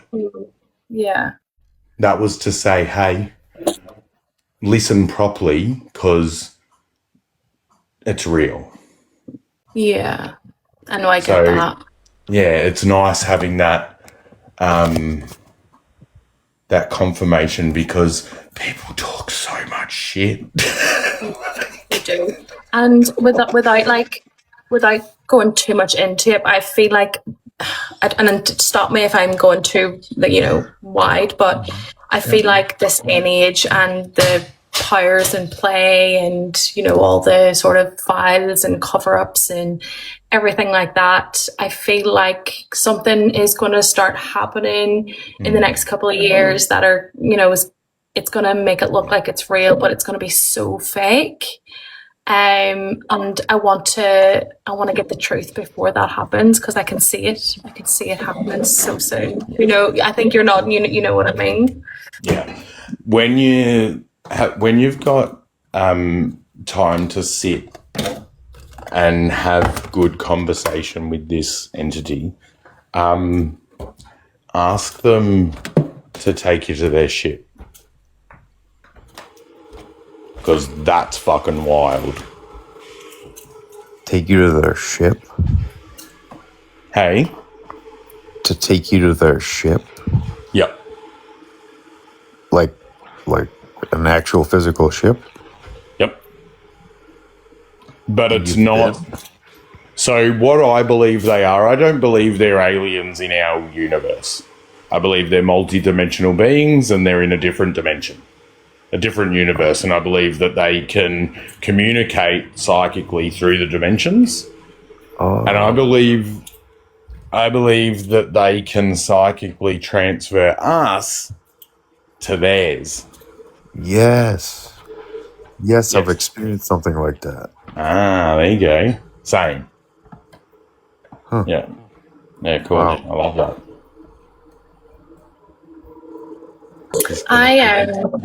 I agree with that. Definitely multi-dimensional, and I feel like when we use the word alien so sort of like loosely, but I think it's the only word we can attribute to it, like to the multi-dimensional beings that, you know, you're referring to. They probably see us as alien, you know, because it's just different. It's, you know, that's the only word that we can really use for them. Yeah. Did it seem technological to you? But alive. but alive? So it depends which ones. So I've been to a couple, and so one was very, very technical, very modern and advanced. And then the other was like that, but also very organic and alive. Huh. Yeah. Do you correlate those to any groups of people on Earth right now? I don't know. I don't think so. I think we like to associate things with us, but I don't think they necessarily are. I think we're connected, because I think, like the mycelium, I think the mycelium connects everything throughout every dimension, realm, existence. Whatever. Everything is like consciousness. Right. But I think we're from different places. Right. Yeah. So I think we communicate psychically. But again, for anyone listening to this, if it's against what you think, please know that I don't know. I just ponder this stuff. Me too. I often ponder these things. So I'm not telling anyone, I'm not saying what you believe's wrong. I believe it can all be right. So, yeah. So it's just like many experiences, different experiences. Right. Well, it's like, so I believe, like, to go into my cosmology a little bit, I believe that our creator, source, whatever you want to call it, was an energy being, a giant astronomical energy being. And I believe they had a concept of physical space, of physical reality, but they'd never experienced it because only energy existed. So they evolved. I believe they evolved into our universe. So I don't believe Source is there to talk to necessarily, like a god. But I believe all the gods and goddesses are a byproduct of the evolution of Source into the physical matter. And I believe humans, or our souls, because I believe we live a life as every human to ever exist. I think it's all happening at the same time. I don't necessarily believe in past lives or future lives. I think it's all now in different realms and existences and a multiverse of bullshit, you know. And I kind of see it that we live a life as every human to ever exist, every plant, every animal, every rock, everything. Because I see our souls as the data collectors of the physical reality. We're experiencing the universe, like I believe we're experiencing the universe for Source. Yeah. Yeah. It makes sense. Absolutely. Yeah. You select, do you know, a lot of people believe in contracts. I didn't so much until I came, I do like cord removals and like, you know, cycle ending energy work and magic and whatnot. And I have undone someone's contract for them. That's what they wanted. And when I was like, I don't know how this is going to fucking go. I didn't believe in them. And then I went into their space and sure enough, there it was. And I worked on it and we changed it. We ripped part of it up, wrote new parts out. I was like, that's fucking weird. But okay. You rewrote a contract? Yeah. Yep. You can rewrite them. I didn't even know you could cancel them or like do that. I just thought it is what it is. So I've been told by some people that there are multiple types of contracts. So some people believe there are different levels of contracts. So maybe we can change some, but not others. I don't know. Oh, wow. Like, what are the levels? So like, well, you think about it. If we've got, if a soul contract exists, you would have the soul contract that would be your higher self before it splits into the multiple dimensions of bullshit that's going on right now.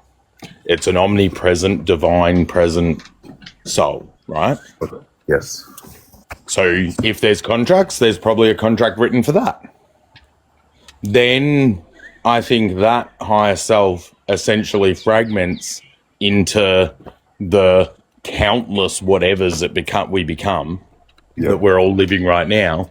And mate, do we have contracts for every single one? Yeah, I don't know. If there is contracts, why wouldn't there be one for every single level of that?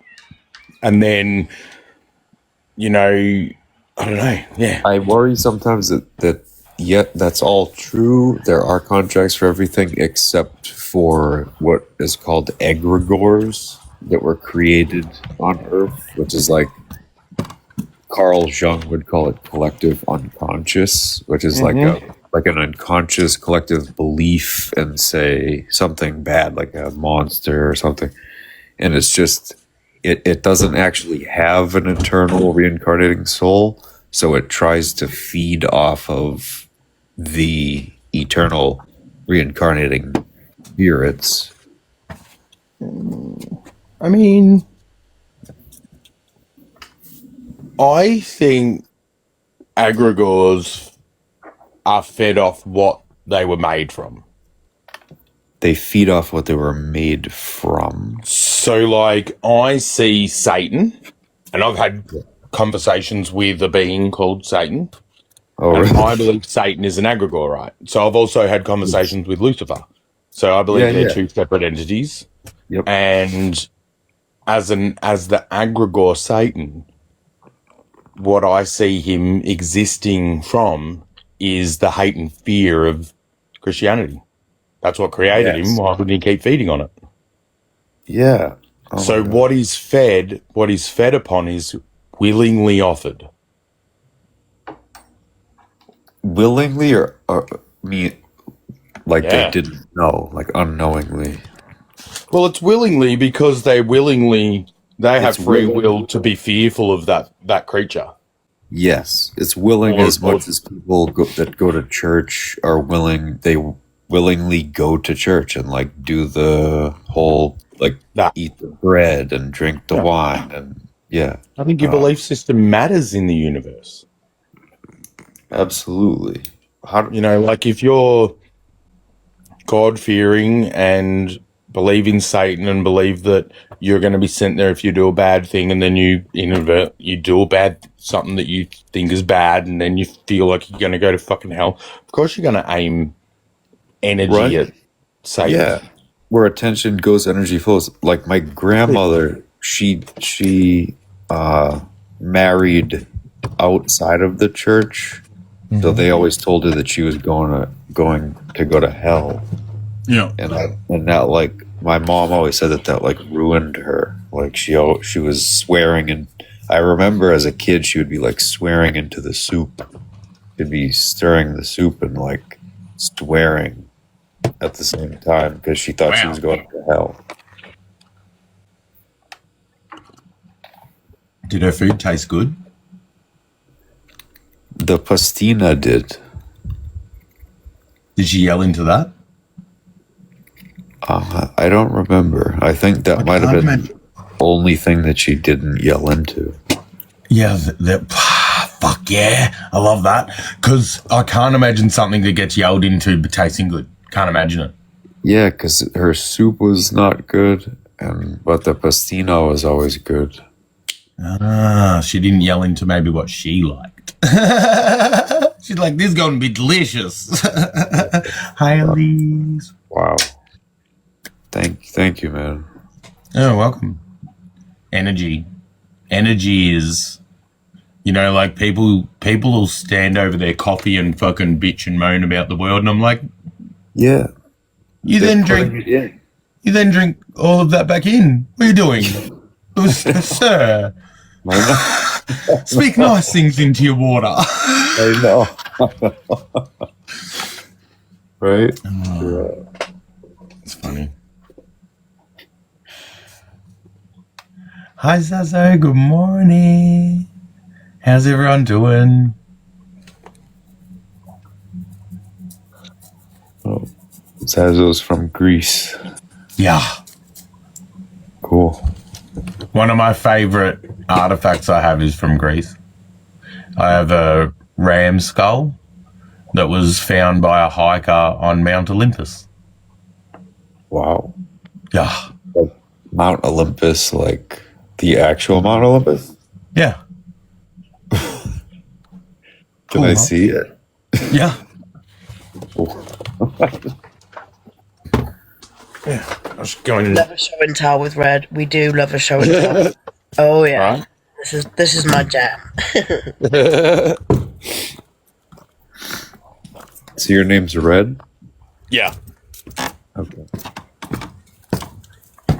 Well, my name's Adam, but everyone calls me Red because, I don't know. I used to be called Redbeard Apothecary on here, and everyone just started calling me Red, and it stuck. So, here we are. Here, let me fix him up because his horns came off. I usually do this practice where I see colors like sonoluminescence in my body, and it like restores the power in the centers of my body. And I usually do red, orange, yellow, green, blue, indigo, violet. But I stopped on red recently, and I don't know why. And then now I'm talking to you, Red. Can you see? Look at that. That is so cool. Wow. That was from Mount Olympus. That's Olympus in Greece. Wow, look at the horns. Wow. He's so gorgeous. It's all. Can I see the horns closer? It's like all one piece. So these bits are like their fingernail. Oh. So they've got their horn, which is part of their skull, and then this is like a fingernail.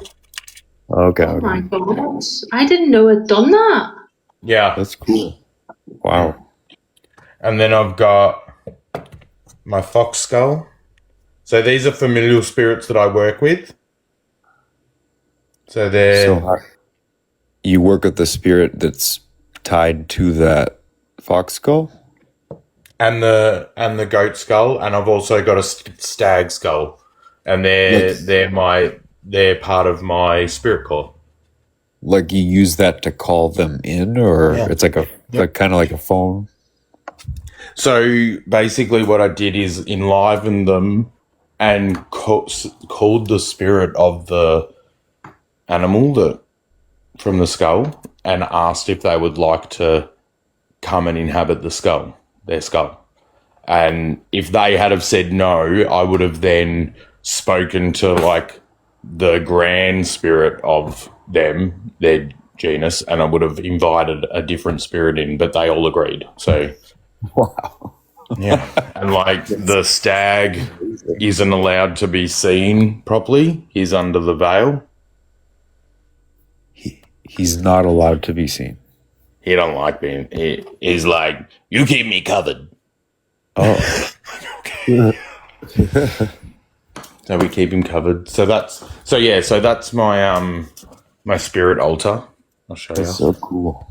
Wow. That's my spirit altar. All different bits and bobs, crystals and hawk feather and more crystals and just like this is for my dragons. Got like a dragon pendant and some things in there for them. An ancestor oil. I've also got, actually that should be you can stay there for now. Then I make pendants, crystal pendants. This is the shit that I make. Yeah. That's so cool. What would you recommend for one? Does any of them like restore physical power? Like, what do you mean by that? Like, well, since I got hit by the truck, like my nerves got damaged, and they prescribed me a lot of stuff. I used to have a lot of physical energy. I used to work out every day. Okay. And I worked out every day to cure my asthma that I had since I was a kid. Yeah. And then right when I cured it, I got hit by a truck. Shit. So then I started to invent a protocol to heal the nerve damage and get me off of the meds. Yeah. But I still have like low physical energy, so I'm wondering if there's like a pendant or something. I'm wondering if the physical accident caused damage to your energy bodies. I'd be interested to, if you want me to at some point, I could have a look at that, because that sounds like your energy bodies might be damaged. Yeah. Yeah, and if that's the case, that's very fixable. That would be awesome. Yeah, very fixable.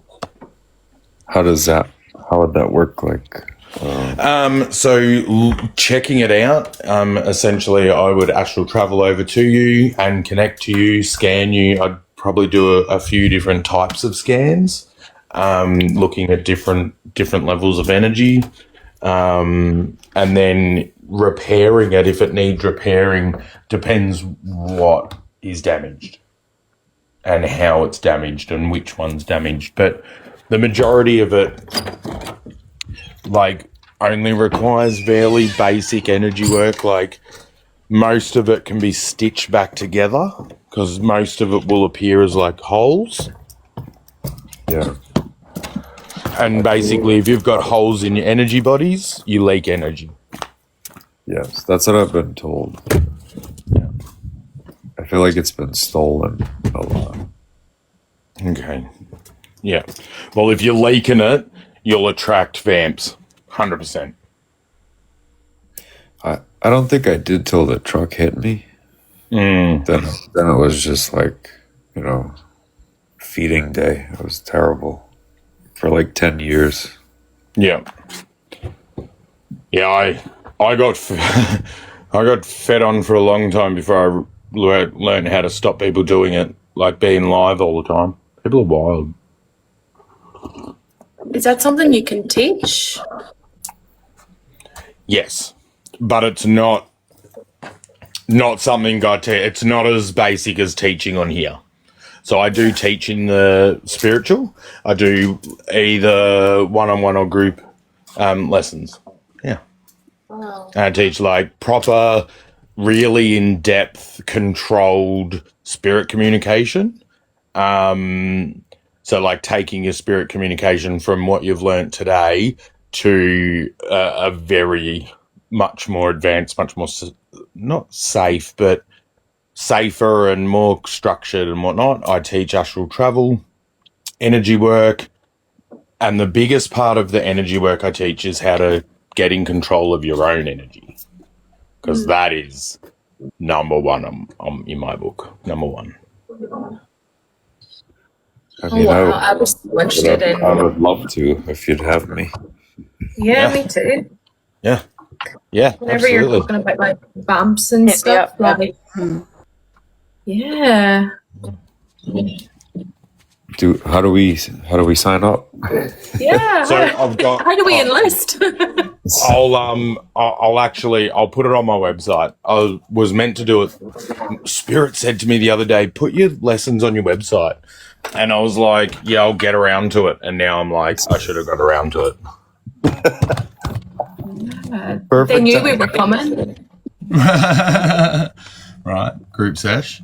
Yeah, so the group session, guys, what I do is so it's for 4 people, and if you do a single lesson you get 20% off, but if you do like 10, like if you do a 10 pack of sessions, you get 40% off. So I'll try and make it so there's some deals and whatnot in there, and yeah. Okay. So, Oh my! I'm so excited. I am too. How much is You're it? like- How do we start? You're like If I could Dumbledore, make this- and we're like your army. Do you like reading? Do you like reading books? Yeah. Yeah, I like reading. I like reading information. I study a lot. Heavily suggest reading Psychic Witch by Matt Oren. I'll type it in the chat. it gave me language for things I already knew how to do naturally, and it taught me how to do some wild shit. Like it gave you the wording. Yeah, 100%. And the most powerful thing it taught me personally was how to get into alpha brainwave as I please.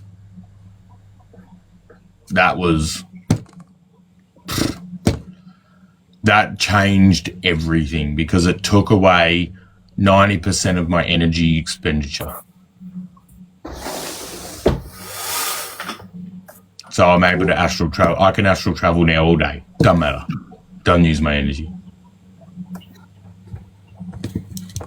So, yeah, that book's... I've been trying to astral travel for years, for as long as I can remember. I've listened to meditations. I've tried, for my lucid dreams, and can never do it. So I'm really intrigued to start working with you and hopefully get to a place where I can experience that.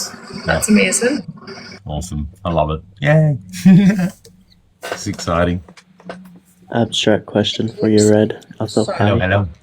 I was just going to drop down before we start. I got to drop down. I'm needed. The day has begun. I am care duties. I love you. Love you lots. Thank It's you. lovely to meet you all. Take care, everybody. Nice to meet you. Nice to meet Bye. It was lovely to meet you. Thank you. Yes, Black Rose. You have the floor. Hello. So just weird abstract question. Is alpha wave essentially the concept of using energy around you instead of your own energy to practice? No. Or is it something Alpha off? brainwave is literally a brainwave that you can access and put yourself into. It's a psychic brainwave. So, like when I put myself in a brain, so have you ever noticed that most of the time before I go into astral, I either stretch or crack something? Mm-hmm. That's me triggering alpha brainwave. As soon as I'm in alpha brainwave, I can literally just walk out of my body and jump to where I want to go. That's happened to me before a couple times. It was the most profound visions I've ever had. Yep. But it was like when I twist. So after the truck hit me, when I would twist, my ribs would like pinch a nerve. Yep.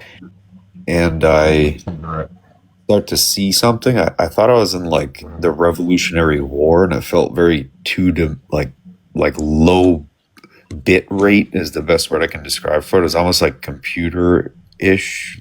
That's low was bit it in rate. the same spot?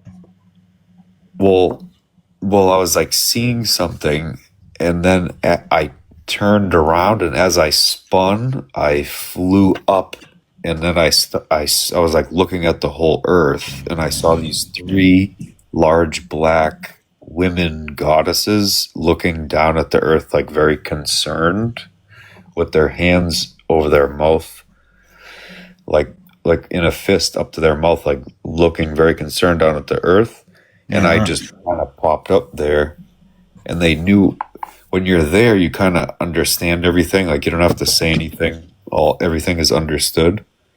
And so I knew they were so concerned. I felt bad. So I started to move in a way that would make them laugh. And they started to kind of giggle and laugh a little bit. It was like kind of an inside joke between me and them. Yeah. If that makes any sense. Oh, Elise. Yeah, it does. Yeah. That says a lot about you as a person too, when like I can just tell just from what you said there that if you see someone that is, physically upset or whatever, you would do anything you could in your power to make them feel better. Yes. Like that is so sweet. I love that. Yeah, because we're all here to help rebuild the earth and make it a beautiful place, and they care very much, and I do too, and everything. Fitzy, that's Elise. She's joking. Sorry, that's an inside. There's an inside joke going on in the chat with me as you're talking about an inside joke. I thought that was quite funny. Sorry, I went off. I ADHD. I apologize. That's all right. I think I have it too. Jesus will save you. I'm not joking. That's funny. I'm not joking. I adore you, Elise. What were we talking about? I'd spaced. We ADHD'd. Yeah. Yeah. Basically, we're... So, okay, here's another question, because you know me and my lovely questions and my millions of questions. Yeah. So, if you, like, okay, so, like, you know, you and I have had wonderful conversations. So, a lot of the things, like, I do in my practice are like natural instinct. So, for example, you talk about like cracking or stretching before you go into a psychic mind space, whether it could be reading, whether it could be anything. So, like, now that you mentioned that, I realized, like, as you were saying that, I was like, I do the same thing. Like, I'll stretch my arms out, I'll crack my knuckles, like I'll crack something like my elbows, and then I'll dive into it in my, like, I don't know, like I get into this upper elevated status in my mind almost before I do like a reading or something. And that's on like pure instinct. Like, I didn't realize that. So, like, is there, like, besides this, obviously I'm going to look into this book that you just recommended, but is there any other books that help put like terms to the things that you do naturally without realizing, like, you're doing what you're doing? Is that kind of, I mean, sense? like, a lot of books are going to do that if they align with what you've been doing. So that's hard. Like, Psychic Witch aligned with me so intricately because I literally was already practicing 80% of what he teaches in that book. I'd taught myself it or learned it from spirit. But what it did is it made me be able to sharpen my abilities so much. Okay, yeah. See, that's where I'm at, is like where I have a lot of like this, you know, natural talent for things, natural capability, right? When it comes to certain specific things. I'm not saying I'm like, hey, I can do everything. No, just like specific things I'm really like naturally have the talent for, but I don't know how to ever, when someone asks me what it is, or I'm like, I don't know how to explain it to you, or like why I do certain things before I do certain things. Like, I don't know how to, so I was curious if you knew, like, for example, like you said, you know, this helped you understand on a deeper level of what you were doing already, to be able to use terminology to understand it. Does that kind of make sense? Yeah. Look, a lot of books I've read have done that, but the majority of them did that for witchcraft for me. Gotcha. Not like the energy and whatnot. The only one that's really done that for me for the energy is that. A book that's been recommended to me is The Vampire's Codex by Michelle Bellinger, which I've just purchased. So I'm going to read that. And I'm about to tutor under someone for some new energy work. The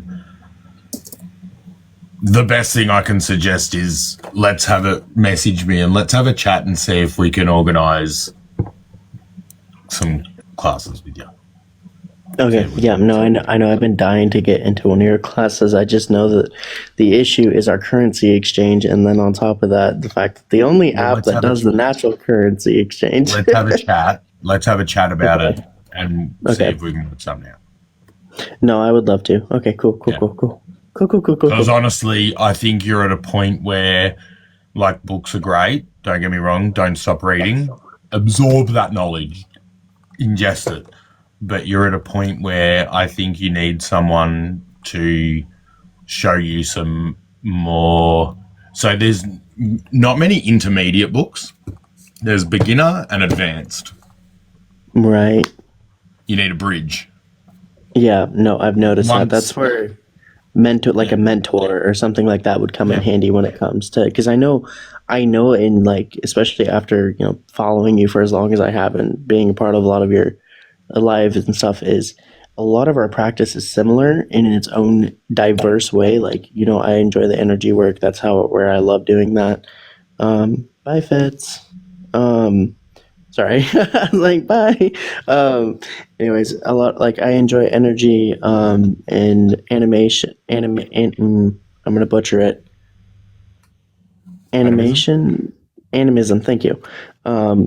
animism a lot too, and that's where I think it's really interesting because that's where my natural talent lies is in energy manipulation and so forth. But I was like, and I feel like that's why I was drawn to you so hard right out the gate because I was like, oh, this guy's like the advanced version of what a baby me looks like.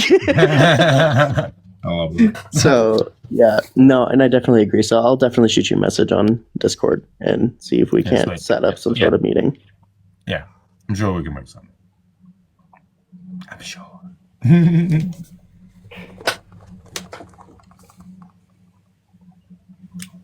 You're cool, Red. You're cool too. Thank you. I laugh nervously when people compliment me. It comes out really appropriate sometimes. Oh, sorry. I would be interested to hear more about whenever you were talking to Can about Astro and over to him about his like energy pockets. Is that like would that be kind of like remote viewing, or are they completely sort of separate things? Similar but different.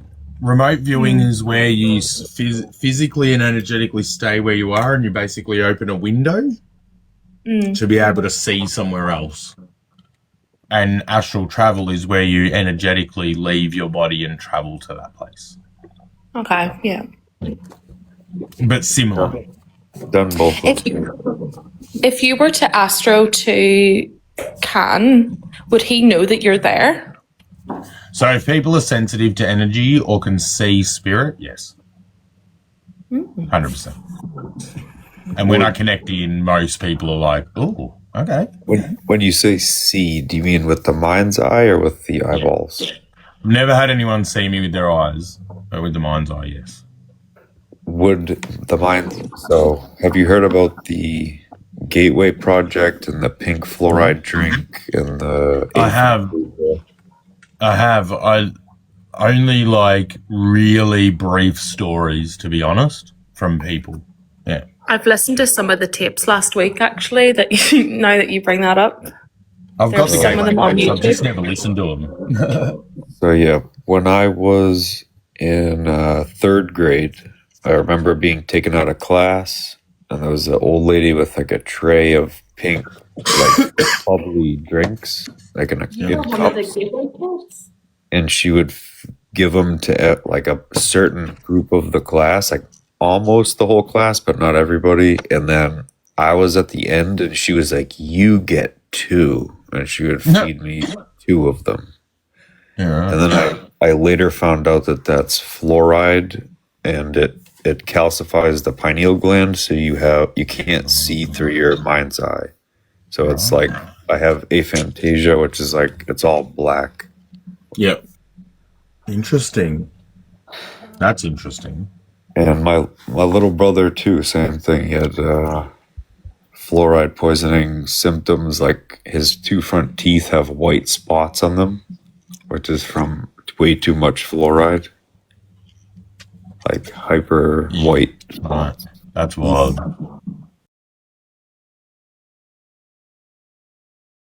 Maybe Tim Tam, I could probably make the flame go up. I don't know if I could make it go down or out, but maybe. Wow. So whenever you were, getting like the pink liquid or the pink pill, how did they distinguish what child got it and what child didn't? Like, how did they know? I have no idea. I just remember it seemed like a evil kind of witch lady, like old lady, like, and she was like, I don't know. She's like, I didn't want it, but they kind of made you, and then she's like, you should actually have 2 at a time. I remember that one. I had to drink 2 of them. And did they like put like headphones on you, make you listen to certain things? That was a different class, and that only happened once.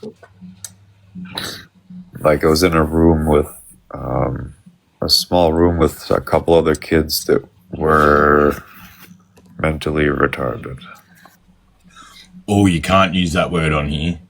TikTok shop. You gotta be careful with that word. You'll get yourself flagged. I think we're okay.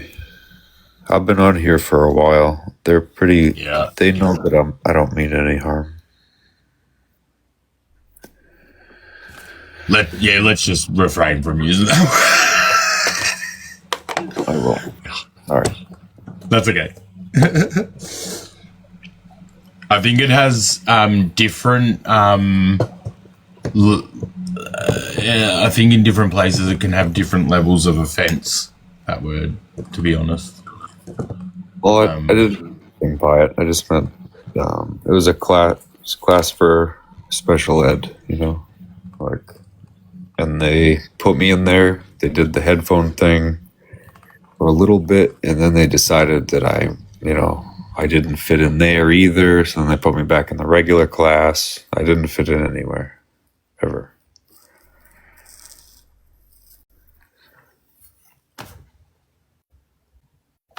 And do you remember like all of that, or is it kind of like, hard for you to like remember that? Like, have you blocked it out or anything? I blocked it out most of my life, and then it started coming back, and now I have vivid pictures of it all, of most of it. There are some blacked out parts, but when I go back, I'm like looking at a video reel of it right now. Interesting. That's so interesting.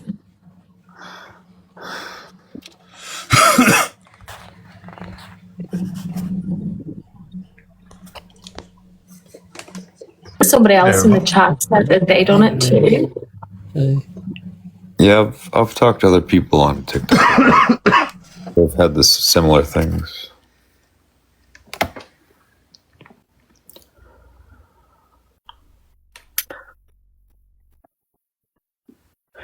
It has to do with technology.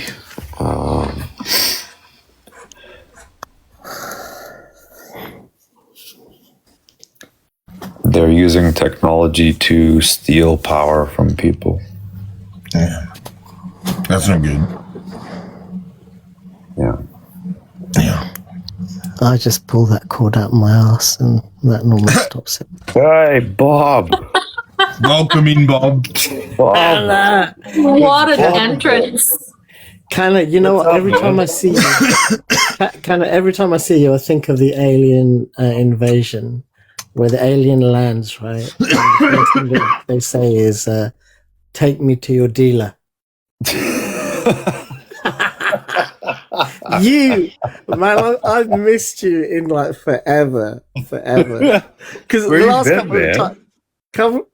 last couple of times that I heard you, you were shaking and baking, my brother, and I was so fucking proud. You were tripping through alternative universes. I was, yeah. I love you. You were there for it, and I know you knew when I was at that upper level. Yeah. Like I was all the way up there, and you were like, "Tell me," but your brain can't make the words to describe it. Like it's impossible to describe. But there were some epic things, and you know what? One of the things that you said still lives rent free in my head. Right? It was, and I've always thought about this quite a lot.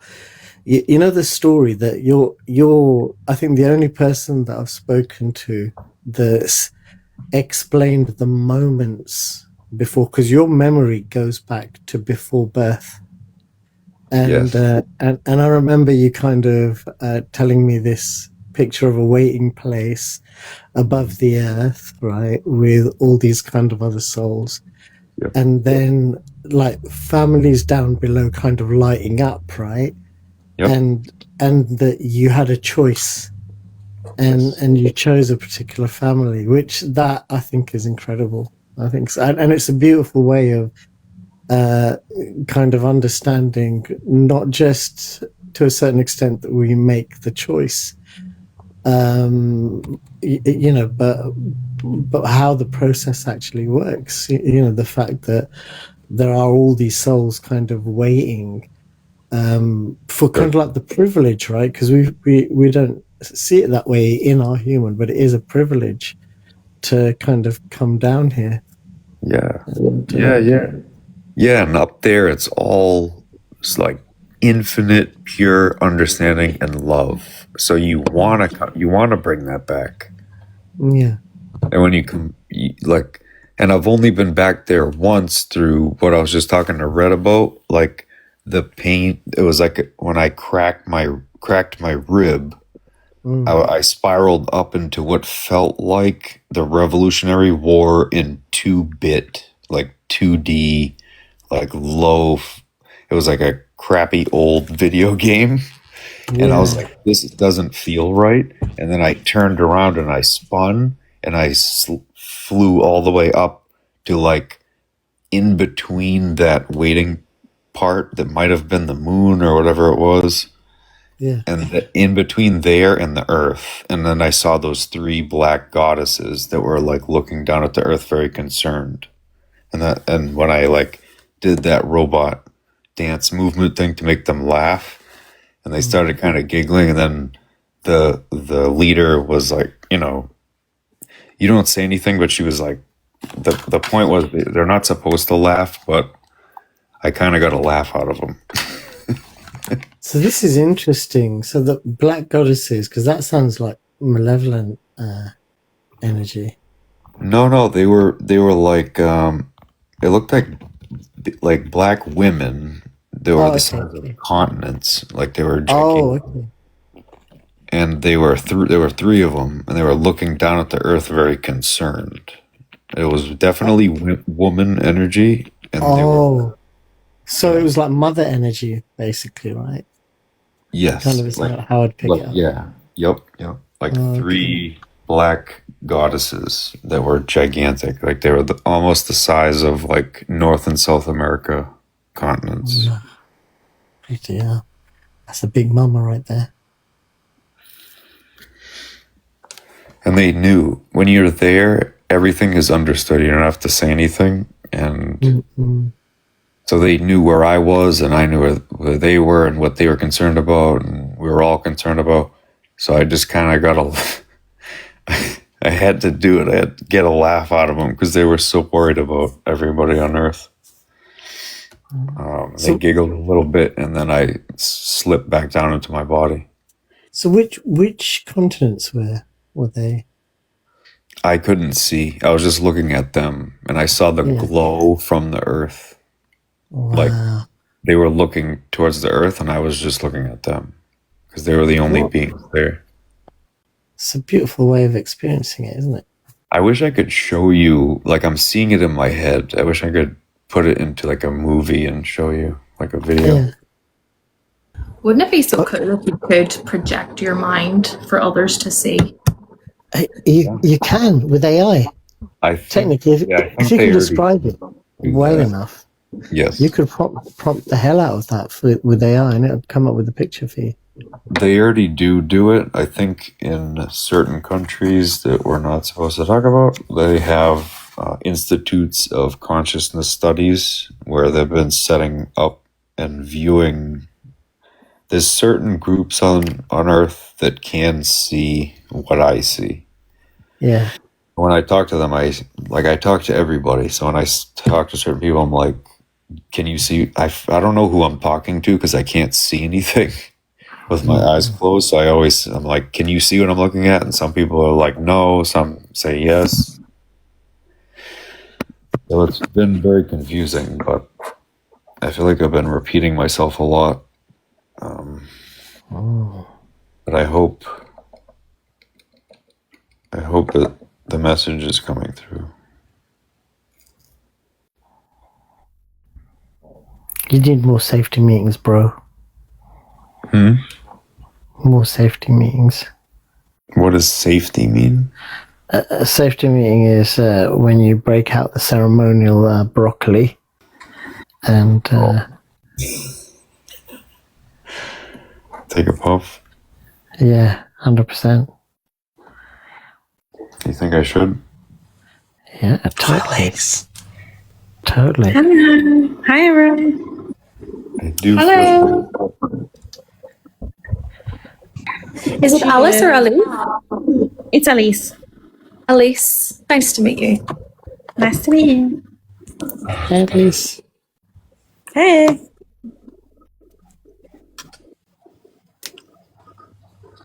Somebody happening? comments said something about the Korean version